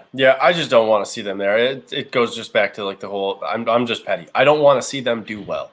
I would love for the Jets, the Patriots, and the Dolphins to all be terrible every single year. And I don't care if people knock the Bills for having a bad division then. I don't care. I just want to see them be bad. I want wins however we get them. The Patriots had a terrible division for 20 years. Yeah. So, yeah. Pats, and, we got into the psychology of playing the Titans again, which I would be all for because I think Sean McDermott is a double-edged sword psychologist. He is going to sharpen his players' minds every which way he can. Going back to the Patriots, Pats fans are not going to enjoy the next 20 years because Pats fans aren't true Pats fans. A large majority of them, all they know is Tom Brady. Their entire lives, it's just been Tom Brady, Tom Brady, Tom Brady. They don't remember 1997. One of the games I went to when I was a kid, 97 Bills and Patriots in Orchard Park. Of course, the Bills lost because it was 97. But they don't remember the Patriots being bad. We remember the Bills being bad for 20 years. Now, I do vaguely remember the Super Bowl years. I'm just that old enough. This is our time to finally go get the division. Let's, like you said, take the number 1 seed off the table. I still think there's an outside chance the Bills could do it. I don't know if they can, but this is the fantasy hour, Nap. So what else do you think about fantasy-wise? What have you had on your mind as far as fantasy football league-wide this week? I think you're getting down to crunch time. We talked about it like right at the beginning of the show where you had mentioned like you're in the playoffs, and obviously like your league has it set up where you get a bye week. My league, the one that I'm in, I'm actually in the second week of the playoffs already. We do 2-week matchups in the playoffs. And we just do 4 teams in. That's it. So you're really getting down to crunch time. I think you have to be really, really smart about how you choose which players are going to be your starters, really. Like you have to look at the matchups more than anything at this point in the year.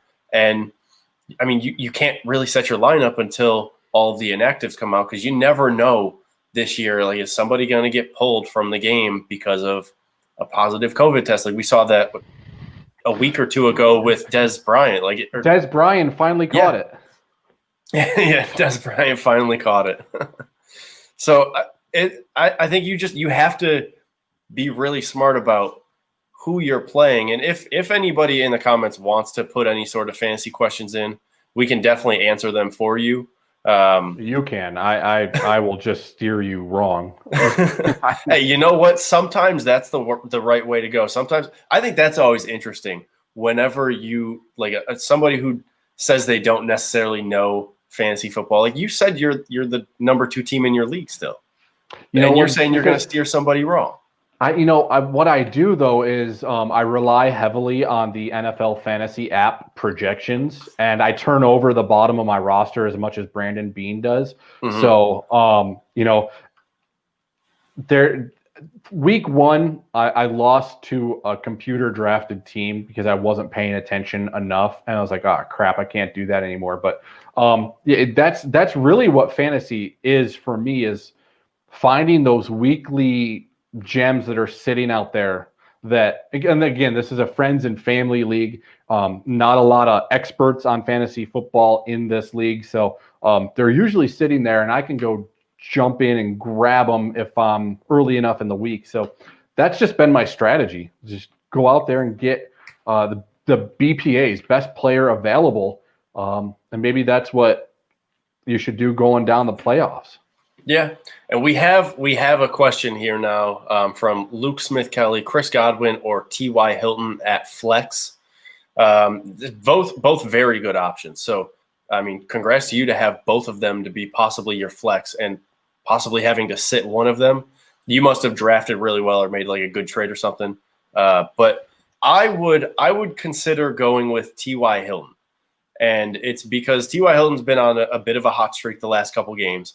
I believe the Colts are playing the Raiders this week. Yeah, the Colts are playing the Raiders this week. They don't have the best secondary in the NFL. They've shown that like other teams can make plays against them. Like they just gave up, they 20 plus points to the Jets this last week. Like they're a team that's been struggling. And then you look over in Tampa with Godwin, and as good as Godwin is, as good as he was last year, as like he's had some good games this year, the ball can just get spread around even more in Tampa than it can in Indy. And you could see 4-5 other guys getting the ball before Godwin gets the ball. So I would consider rolling with T.Y. Hilton over Godwin just based off of target share. All right, we got another one coming in from Milo Jacob. Should I start Nelson Aguilar or Devontae Parker, PPR wide receiver? I think with this one, you go with Parker. And it's because I think that the Dolphins are going to be playing from behind a little bit, and they're going to have to make plays in the passing game. And he might not end up getting the most yards, but he's going to get the targets. And especially when you play in a PPR, you want to make sure you play the guys who get the most targets. So I like Devontae Parker, but I think when it comes to that, you're going with the boom or bust option, right? Like Nelson Aguilar could get you 2 catches, 75 yards, and a touchdown, and he could end up having the bigger day. But he could also have 2 catches, 15 yards, no touchdowns. Devontae Parker is probably going to end up having 5, 6, 7 catches. And just right there is going to give you a head start. So if you want to go boom or bust option, then go Nelson Aguilar. If you want to go with the more consistent, more likely to be consistent option, then you roll with Devontae Parker. All right. Let's try to get back into the Bills game. I think we were rolling on that standings AFC East versus the 1 seed. As far as the 1 seed, I think it's going to be Kansas City. I wouldn't mind going into Kansas City AFC Championship game. That would just be a great place to win it. If it can't be at home, let it go to Kansas City. But back to this game. I just lost my train of thought, Nap. So if you want to jump in on Bills Steelers, Orchard Park, 8:20 kickoff on Sunday Night Football. I heard Al Michaels isn't going to be there. I think we got Mike Tirico on the play-by-play. I heard a week or two ago that Al Michaels was taking the week off. So I think we got Mike Tirico from that evil place called Syracuse University coming in. Yeah, I'm on Bonnie. We don't look kindly on Syracuse. What do we got? Bills Steelers coming up tonight. What we've been over the big picture. Give me something specific you're looking at.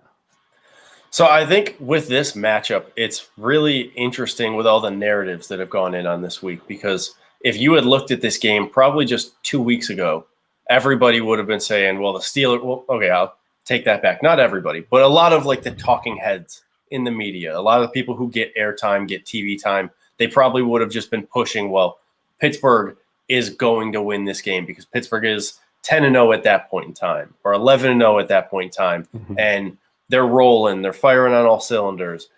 But when you look at them, I've actually watched a fair amount of Steelers games this year because my girlfriend is a Steelers fan, her entire family Steelers fans. So was that the one who came in and put her keys down earlier? I heard keys jingling earlier. Yes. Yeah. You make sure she knows that when the Bills win tonight, it's for her dropping audio onto the stream. Yeah, so I can't even get away from Steelers fans because she's a Steelers fan. A couple of her friends are Steelers fans. I am watching the game with them tonight, so I need a win badly. I can't go out of there with a loss. But I've watched enough Steelers games this year where I can confidently say that the Steelers have a ton of talent on their roster. Like, they have talent everywhere, but they haven't necessarily played up to that talent level despite being 11-1 at this point in the year. Well, if you're going to be watching the game with Steelers fans, I got some Bills face masks if you want to help keep your mouth shut and not say anything that you're going to regret later on. Oh, I think I'll be okay. Not going to pull a Drew Gear? Maybe. We'll see. I'll be good. I'll be good. You know, I watched my wife grew up in Phoenix, and they are Arizona fans, and I watched the game with my in-laws and my wife It was rough. It was rough ending to that night. So I don't envy you tonight having to watch the game with Steelers fans whatsoever. We've hit a lull in Nap. You're sitting in the bottoms of the standings in our helmet challenge. Oh yeah, yeah. Should we get into it? Because since you're here and no one else is, and Judge, I know he's listening, but he's not on the stream, so I'm not going to let him defend himself. We get to pick for everyone else. So I like that. You've missed some weeks where I was on with the Air Raid podcast, formerly known as the Bills guys, and we picked for everyone else. And when your name came up, we may have been aiming for the Jets. So we get to pick. Do you want to go over the records for everybody right now too? Yeah, let's go over the standings now. Most of you guys who watched during the later part of the show know it's the construction helmet of death. We got all the little helmets in there, and you get one pick. You can keep your first pick or put it back. If you think that team's going to lose, put it back, and then you're locked in with your second pick. It is very Dan Lebitard. I know.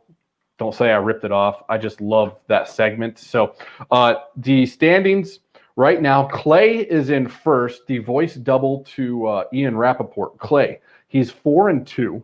Judge is also 4-2, but he's in second because I put him in second. Myself, Tilt, and Mitch are all 3-2. So that's 3, 4, 5. Zach is 2-1 since he started late. He's sixth. And Nap, you're in last, 1-4. Yeah, I'm having a tough go. So what we've been doing is going from bottom up. So you get to pick first, buddy. And I'm gonna do that for you. So if you think this team's going to win, let me get my schedule up here so I know who's playing this week. Oh, it rebooted on me. There it is. All right. Matt, you are going with the Los Angeles Chargers, who have this week, where are you? All the way down at the bottom, the Falcons in Los Angeles. Oh, boy. Now, the over-under on that game, since we're also a gambling show, 49 I like this. Let's do that. 49 is the over-under. Atlanta is 2.5-point favorites. All right, so let's do that for all of the games that we have. That way I'll give my picks out too. So I am not going to roll with the Chargers here. I'm taking my chances. And this is what's gotten me into trouble every single week because I think I've done this every single week is I get a team that I'm a little uncertain of. And so I take my chances and it just gets worse for me. But I'm doing it again. And the reason I'm doing that is because I think Atlanta actually just wins this game outright. I know that both teams have kind of struggled all year, but I just don't trust the Chargers to win games. That's what it comes down to. As good as Herbert has been in the beginning parts of the season, he hasn't been as good the last couple weeks, and he could get back on track, but I still just don't trust the Chargers as a team. I don't trust Anthony Lynn. So give me whatever my fate decides. Okay, Chargers going back in the bucket. I hope you pull the Jets. I really do. I'm going to. It's bound to happen.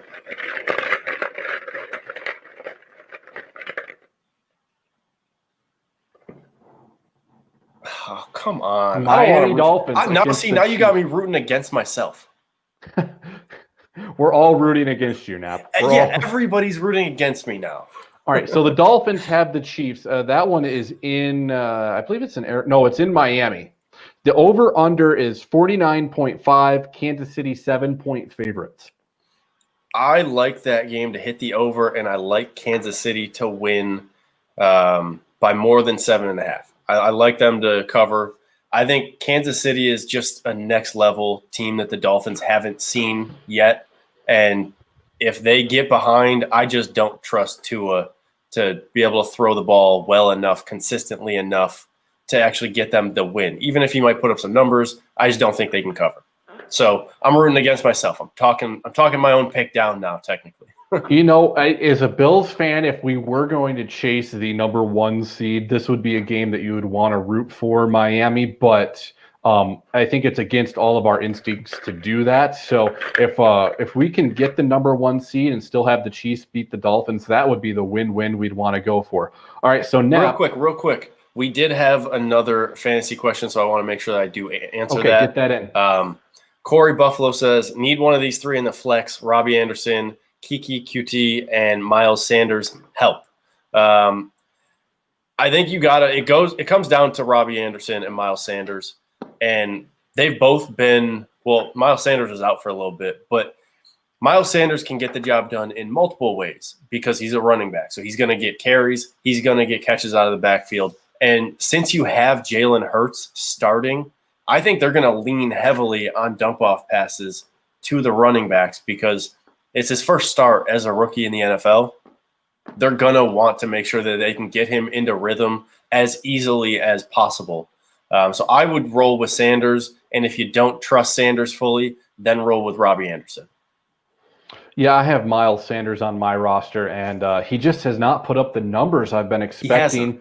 I even had to go down to Boston Scott for a few weeks, and he put up, it felt like better numbers, but when Miles Sanders is back, he's going to get the touches and not put up the numbers.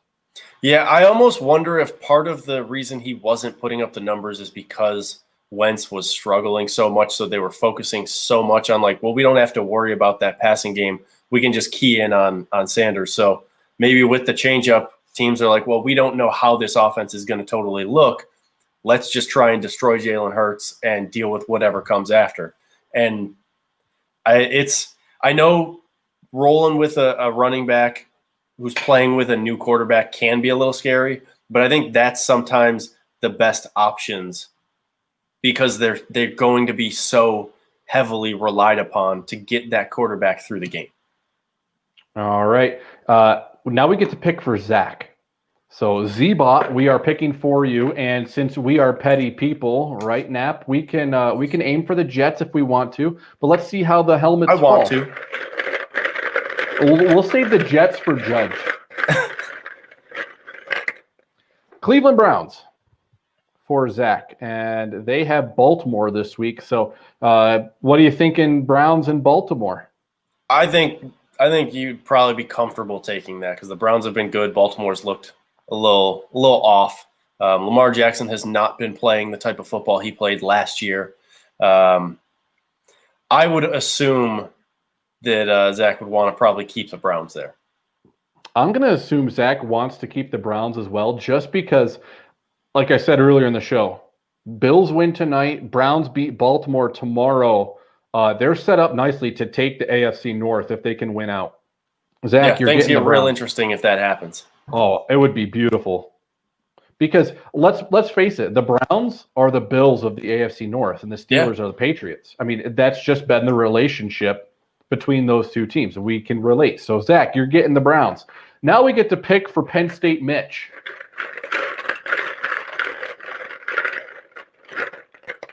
Seattle Seahawks. And he's going to keep them. They have, he's going to keep them. That's as much as Seattle hasn't looked as good in recent weeks, because they've definitely struggled a little bit in recent weeks. You can't take anybody. You can't put any helmet back when they're playing against the Jets. Well, if you're a Judge, you would tell me, but they fired Greg Williams, and that's going to make the difference going up to Seattle for a 4:05 kickoff. Now, the over/under on that game, 47 points. That seems low for a Seahawks team. I mean, I know it's the Jets, but that seems low for that game. The line, Seattle is 13.5-point favorites. You parlay those two together, the over and Seattle covering? I would consider doing that because I think the line is a little interesting on this one because the Seahawks defense has actually been playing a little bit better as of late, where their offense has not played as well. But going up against the Jets, it's kind of a get-right game for their offense. And in all fairness to the Jets also, the Jets offense has actually played a little bit better as of late. Not great by any means, but they've started to play a little bit better and look like they might actually be an NFL team, a low-level NFL team, but still they haven't looked like they didn't even belong in the league at all like they did it sometimes earlier in the year. So I think the Seahawks win big, but I think the Jets still score enough points to help push the game to that over. Yeah, and all it would take is 30-14. That's all it would take to push to the over. So yeah, you don't need a lot. You just need enough. Yeah, something like that. So, all right, Tilt, you are up next, buddy.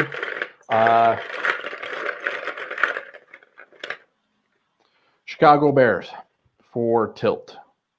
And the Bears are home against the Texans. Over under is 45. The line is even. This one's so tough because neither team has looked great at all this year. They've had moments where certain aspects of their team has looked really good. Like the Bears defense in moments has looked really good, but obviously we know their offense is a complete mess.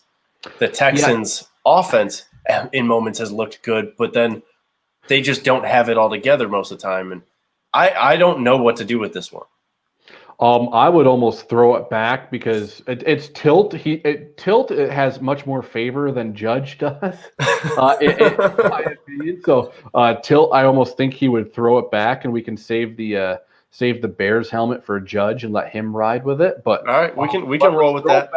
So I am, by the way, for that game. I would take the under because I don't trust the Bears offense, and I would take just the Texans straight up.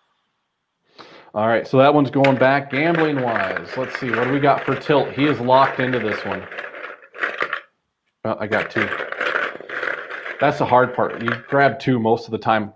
Las Vegas Raiders for Tilt. And the Raiders have, I can never remember. They got the Colts at home, 405.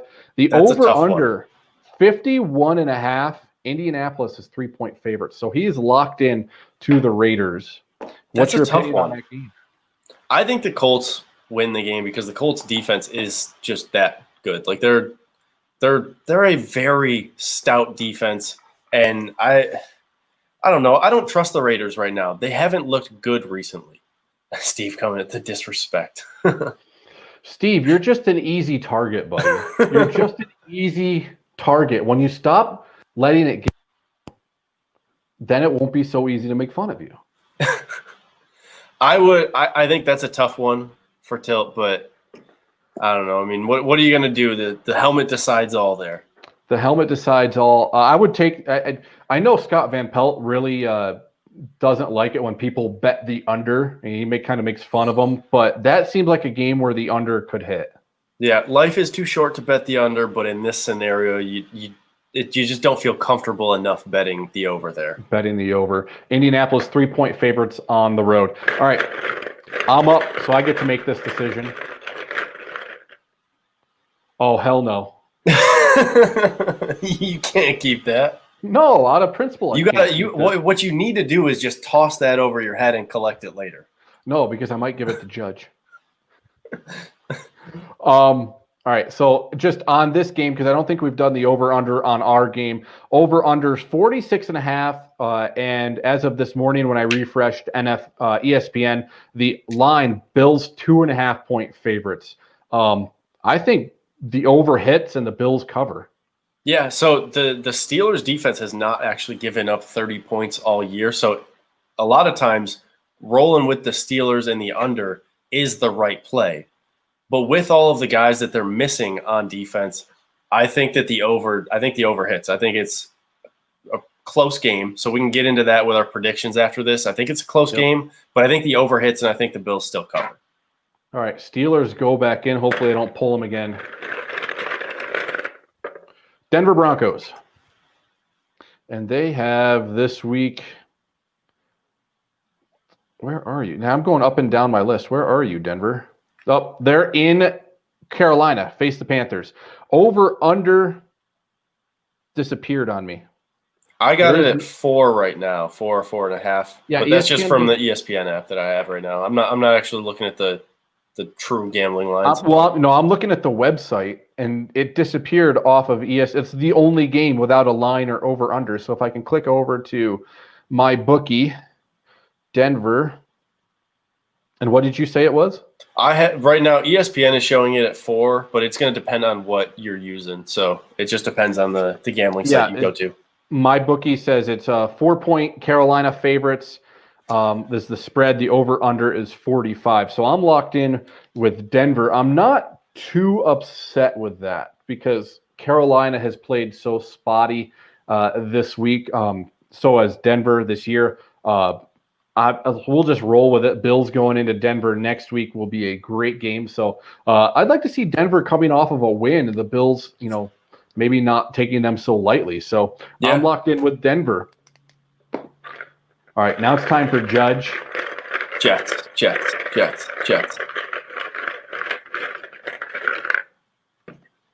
Philadelphia Eagles. I mean, they're going up against the Saints. Should we lock it in? I kind of want to leave it up to the helmet, to be completely honest. Let the helmet decide. That way we can't get – I think we got to let the helmet decide. The over-under is 44. New Orleans is 7-point favorites. Parlay those two together? I don't like the over in this game. I like the under.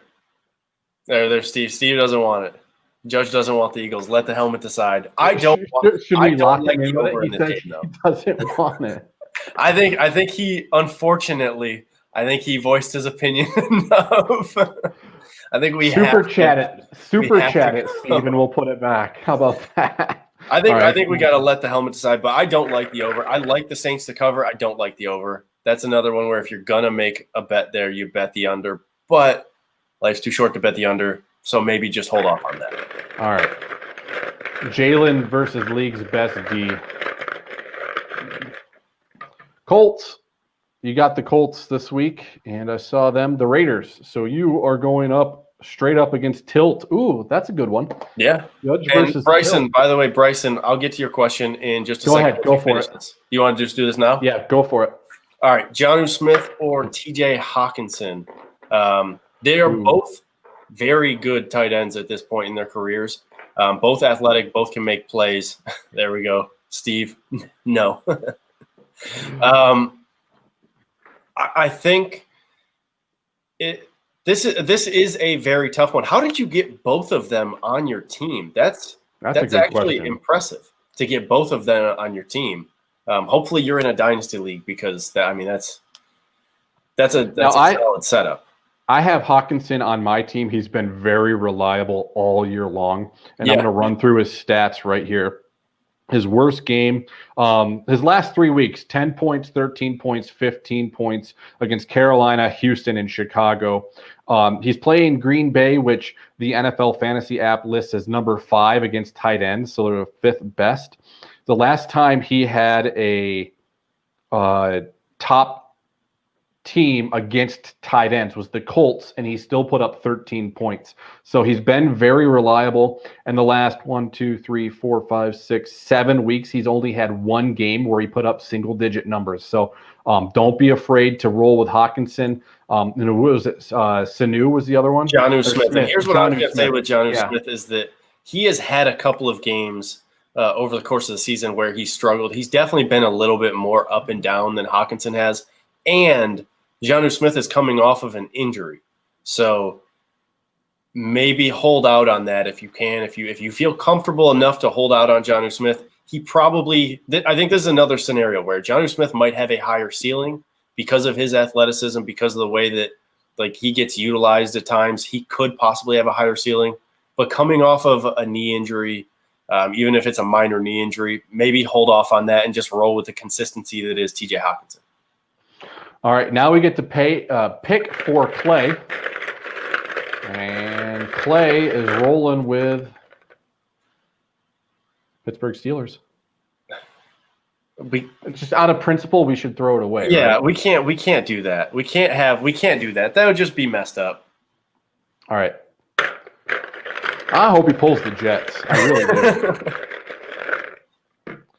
Tennessee Titans in Jacksonville. So he came out on top. I think he's very comfortable with that, yeah. Very comfortable. The over-under on that game, ESPN has it as 53. Tennessee, 7.5-point favorites. What are you thinking about the lines? I don't like that line. That line makes me uncomfortable. It feels 7.5? It feels like it's too close, yeah. But it's probably because the Jaguars have actually played some teams tight recently. Yeah, I mean that seems like easy money to me. Yeah. Betting the over on that, or the Tennessee over to cover, I should say. The over under is 53. Is that high for a Jacksonville game? And that one, I almost think that's so high that you have to bet it because it seems so weird for a team that really hasn't been all that great. But I think you have to roll with if if you're going to roll with the over under there, you have to roll with the over because it feels uncomfortably high. There's some times where when you're placing a bet, it's just such a weird number. It feels so out of place that you have to roll with it. Mike Glennon, take me higher. Get your creed out of here, Judge. Get out of here. Come on. I'm going to have that song stuck in my head the rest of the year now. All right. It is 12:33 on the East Coast. Nap, back to Bills Steelers. How about a little bold prediction before we get into score prediction? So you do bold predictions on Nap Knows Buffalo podcast. Give it to me straight. So one of the bold predictions that I put out this week, and it actually kind of pertains to something that I said earlier in this show, was I have the Bills going over 125 rushing yards, but the caveat of that is Josh Allen gets 65 plus of those rushing yards. Okay. We talked a little bit about that earlier in the show. Is, maybe you start out, if you're Brian Dable, first couple snaps of the game, put Josh in the shotgun and let him run straight up the middle and say, stop it if you can. We're going to turn to it if we need it. Yeah, and I don't necessarily want Josh to be a running quarterback. I like the way they've utilized him a lot more this year than in previous years. It's better for his health. However, there's just some games where it makes sense to be able to run. And when you have a defense that can get the pass rush that Pittsburgh can get, and they're missing the linebackers that they're missing, like it makes sense. If there was a game that Josh could get those rushing yards where it's kind of unexpected, this could be a game that it happens in. Yeah, it just teach him to slide or make him get out of bounds when he does it, please. My bold prediction, and I don't think it's so much specifically with the Bills game. I think it's more of a general, the Bills are going to win this game. Cleveland's going to beat Baltimore, and Cleveland's going to be set up to take the division in the final week because they play, I think it's in Cleveland in week 17. Let me pull that one up here. I think Cleveland could very well win the AFC North, and it's in Cleveland in week 17, January 3rd, when we're playing the Dolphins. So my bold prediction is the Bills are going to help the Browns, and the Browns are going to win for that Lake Erie love. It's just, and if you want a specific game prediction, Dawson Knox is coming on. He's going to have 75 yards and at least one touchdown.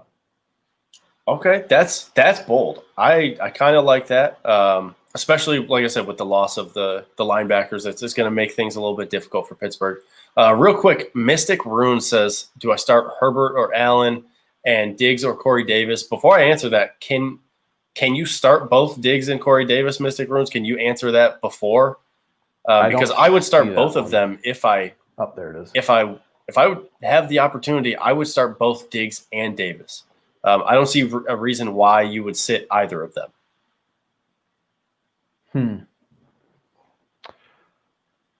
I've had Stephon Diggs. He's been pretty good for me. Okay, so he has DK and he has Hopkins, so he's not going to play both. Yeah. I want to tell you to roll with Diggs because Joe Hayden's out, and I think Diggs could potentially benefit from that a lot. But consider taking the smart pick and rolling with Corey Davis. Yeah, you start Allen. Herbert's been falling off. Yeah, as of lately. So start Allen for sure. You could double dip on points with Diggs. Yeah, not a fan of a wide receiver combo, says John Michael. But it would do it tonight. Yeah, that's probably the good way to go. Yeah, double up. Yeah, right, you know what? I'm going to agree with that. I'm changing my mind. Allen and Diggs. Don't do Allen and Davis. All right, so give me score predictions now. It's 12:37 on the East Coast, 10:37 here in the Mountain Time Zone. Score prediction for our 8:20 kickoff tonight, Pittsburgh at Buffalo. So I think that this game, like I said earlier, I think this game potentially could be a higher scoring game than games against Pittsburgh have been this year because they're missing so many guys on defense. And I think the Steelers' offense has enough firepower to the point where even if the Bills' defense plays well, Pittsburgh can still put up some points. Like the Bills and the Steelers are averaging the same amount of points. I think it's like 27.8, 27.3, somewhere around there. But they're both tied for they're tied at the same average points per game on offense. So both teams can put up points. I'm rolling with a higher scoring game. Bills win 30-27. So you got them 57. Does that cover the over here? Yes. Or the cover the line? 49 points, 2.5 point favorite. So you got them covering and over the line. Yep, covering and comfortably over. Yeah, there's a stat I saw on Twitter, so I had to save it to my phone. It's quarterbacks against top half defenses versus every defense. You saw this, yeah, right? I tweeted this out from the Nap Nose Buffalo account this morning. Yeah, so if you want to find it, go to Nap Nose Buffalo. I'm pretty sure I retweeted it as well. It's EPA per play drop back against top defenses, and Josh Allen is the highest on that chart. And then the x-axis is EPA per drop back, and he's the third highest on that chart. So the fact that Pittsburgh has a top 3 defense doesn't really scare me, because look what he did against the 49ers this week. 49ers total yards per game they're 6th now, 326.3 giving up, 6th fewest in the league. Look what Josh did last week. Pittsburgh's 3rd in that category, giving up just 300.5 yards per game. Not afraid of this. And then you look at the rundown of their scores. Their lowest scoring game in the last 18-10 against the Jets. Yeah. 4 touchdowns in that game, but I personally think they were playing very conservatively against the Jets that week. So the last 3 weeks, the Bills have put up 30, 27, 34. I think the Bills can very easily get into that 35-point range, barring anything penalties and I don't even want to jinx the team, so let's not bring that up. So I'm gonna go 35. I'm gonna go 35-23, and that's what I said like last week. No field goals there for you. 35-23, and I said that last week for the 49ers, and I got laughed at because I was confident going into that game. James Cortez hitting us with the super chat. I'm going to go 35-23 as my score prediction. Let's get this up here. Bills establish run, force drops, and intercept throws to throw to McKenzie. Okay, so Bills establish the run and force drops and interceptions. They throw to McKenzie and Davis. Knox and John Brown back against the Broncos. My prediction, Bills 33, Steelers 30. Bills beating Broncos, Patriots, and Dolphins. So he's got them winning the final 4 games of the season. I've talked about the quarter poll. One of my favorite topics is 4 games at a time. You know, when we always get the schedule out in late March, early April, whenever it comes out, our favorite thing is to do win, loss, win, loss. Right now, as I look at it, knowing what we know about this team and the rest of our schedule, I'm very much with you there, James Cortez. Win with our backups.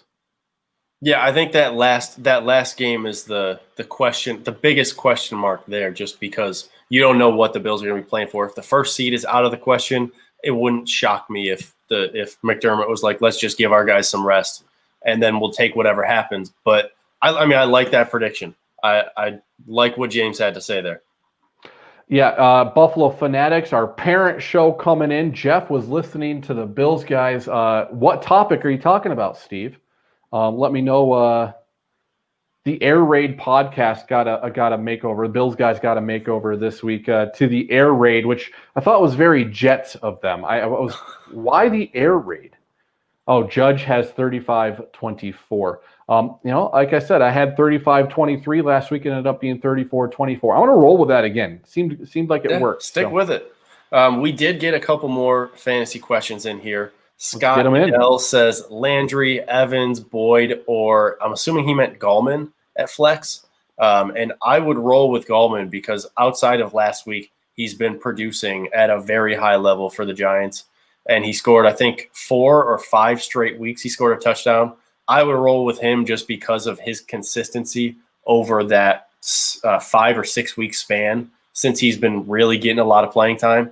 And I like running backs in the flex. If you can get running backs who get a lot of production, if you can get them into your flex, I love that position. All right, where's your next one? And then the other one was Corey Davis or Adam Thielen from Nation Hilleman. You've lost that love and Thielen. You've lost that love and Thielen. Come on. So Corey Davis or Adam Thielen. I want to roll with Thielen here. However, you never close your eye. Okay, I'll stop. No, you can keep going. Let's hear it. Let's do this. No, I know. Nobody wants to hear me that? sing. Nobody wants to hear me sing. Yeah, we just lost 10 people. Jeez. No, I'm just kidding. Corey Davis or Adam Thielen. I think you roll with Corey Davis here. And it's not because Adam Thielen is not as good as Corey Davis. I think Adam Thielen is actually a better receiver than Corey Davis. However, you just don't know what you're going to get out of the Vikings offense. Are they going to be a run-heavy offense with Cook, or are they going to decide to let Kirk Cousins air it out and try and throw the ball over the field? And you especially don't know that because the Bucs defense, you don't know what you're getting out of them. There's been weeks where the Bucs defense has looked great and they've stifled everything the other team has thrown their way. And then there's weeks where the Bucs defense looks like they can't stop a soul. So you don't know what you're getting out of them. I think there's some more question marks to playing Adam Thielen than Corey Davis, which might sound a little odd, but it's the kind of risk that you might want to take that could push your team over the hump and get yourself the win in the playoffs. All right, that is Kyle Knapp. Knapp knows Buffalo. Knapp, I said it last week, and this is something my man Steve Tasker, one of my favorite players of all time, likes to say is the playoffs are you win a game and you get rewarded with an even bigger game. And it keeps going. It gets bigger and bigger and bigger from there. And you pair that with how many Bills fans are complaining right now about all the primetime national television game. Well, there's no Sunday 1 o'clock games in the playoffs. You can't hide in that window in the playoffs. You are on national television in the playoffs. Last week, the Bills went to the desert and they won a big game against a very good defensive team. This week, they have an even bigger game in an even bigger spotlight. Sunday Night Football has better ratings than Monday night. It's a bigger primetime slot.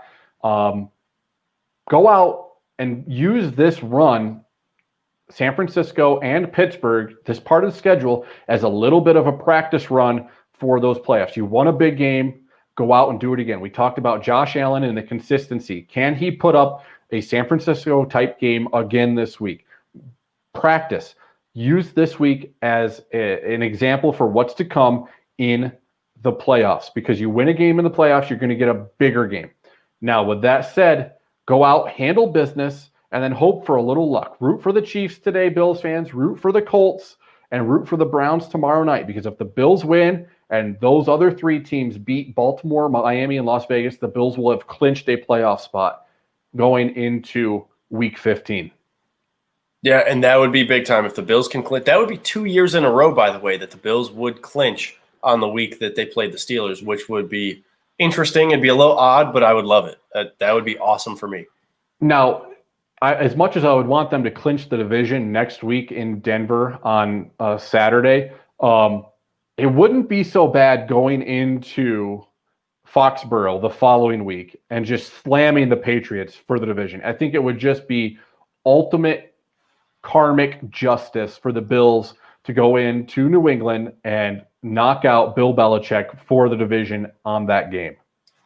Yeah, and that would be much better than having to wait until the following week also. So if the Bills can't do it, if they can't clinch the division next week against Denver, then being able to do it in New England, there would just be something poetic about it. Like when one team falls, the team that rises up, they're the team that knocks them off officially. Like that's where you really like it would be really nice to go into New England and get the win there. And that's where it's like we're officially the team to beat in this division. It's been that way all year, but this is us officially putting that stamp on the season of like, yes, we're here and we're here to stay. All right, that's Knapp Knows Buffalo. Kyle Knapp. I'm Jeff Landers. You can see me each week here on the BF Tailgate. What do you think? Can I replace Casey? I think we might have to have some talks about this. I know Casey was looking to replace someone else. You know, it's just yeah. maybe I'll just jump on with you two a couple times here on out. You know what? We might need a moderator. The way we argue with each other. Yeah, decisive third vote. Yeah. All right, Nap knows Bills, or Nap knows Buffalo, that is, nowadays. I'm Jeff Landers. Go Bills, enjoy the early games, and don't drink too much before Bills kick off. And make sure you tune in later. The BF Tailgate will be back starting at 6 p.m. And I am not remembering who's going to be on to start out, but I know we got a big cast of characters. Keep talking, and I can find it. At 7:15 with the Bills guys. I think Clay and Joe and is Bot in there maybe? Yep, Joe, Clay, and Bot. They're looking at about 6 o'clock Eastern time, maybe 6:30. And Dave and Steve are jumping on at 7:15 East Coast time. So I'll be in there with them at 7:15 as well. Let me see if I can get my best Joe Miller voice going. I don't know what's it. Here's your schedule. Here's your official schedule from the BF. Oh, you put it up, didn't you? No, I didn't want that one. There we go. Judge is overruling me on the. All right, let's get your Joe, because we know it's not going to be the voice effect, but let's get your best attempt at this. I am the voice of the Overreaction podcast. No, that's not it. Yeah, you know what? I'm gonna veto this. We just can't step up to the way his voice sounds. It's just not the same. I spent 10 years in television, and I know that I need to use my natural voice and just take it down one octave, and that's where I am right now. So, yeah, his voice just hits different. All right, Nap, you enjoy the early games. I'm going to take off, and I got to drive from my office, and hopefully I can get home in 10 minutes to get to kickoff. So let's go Bills. Go Bills.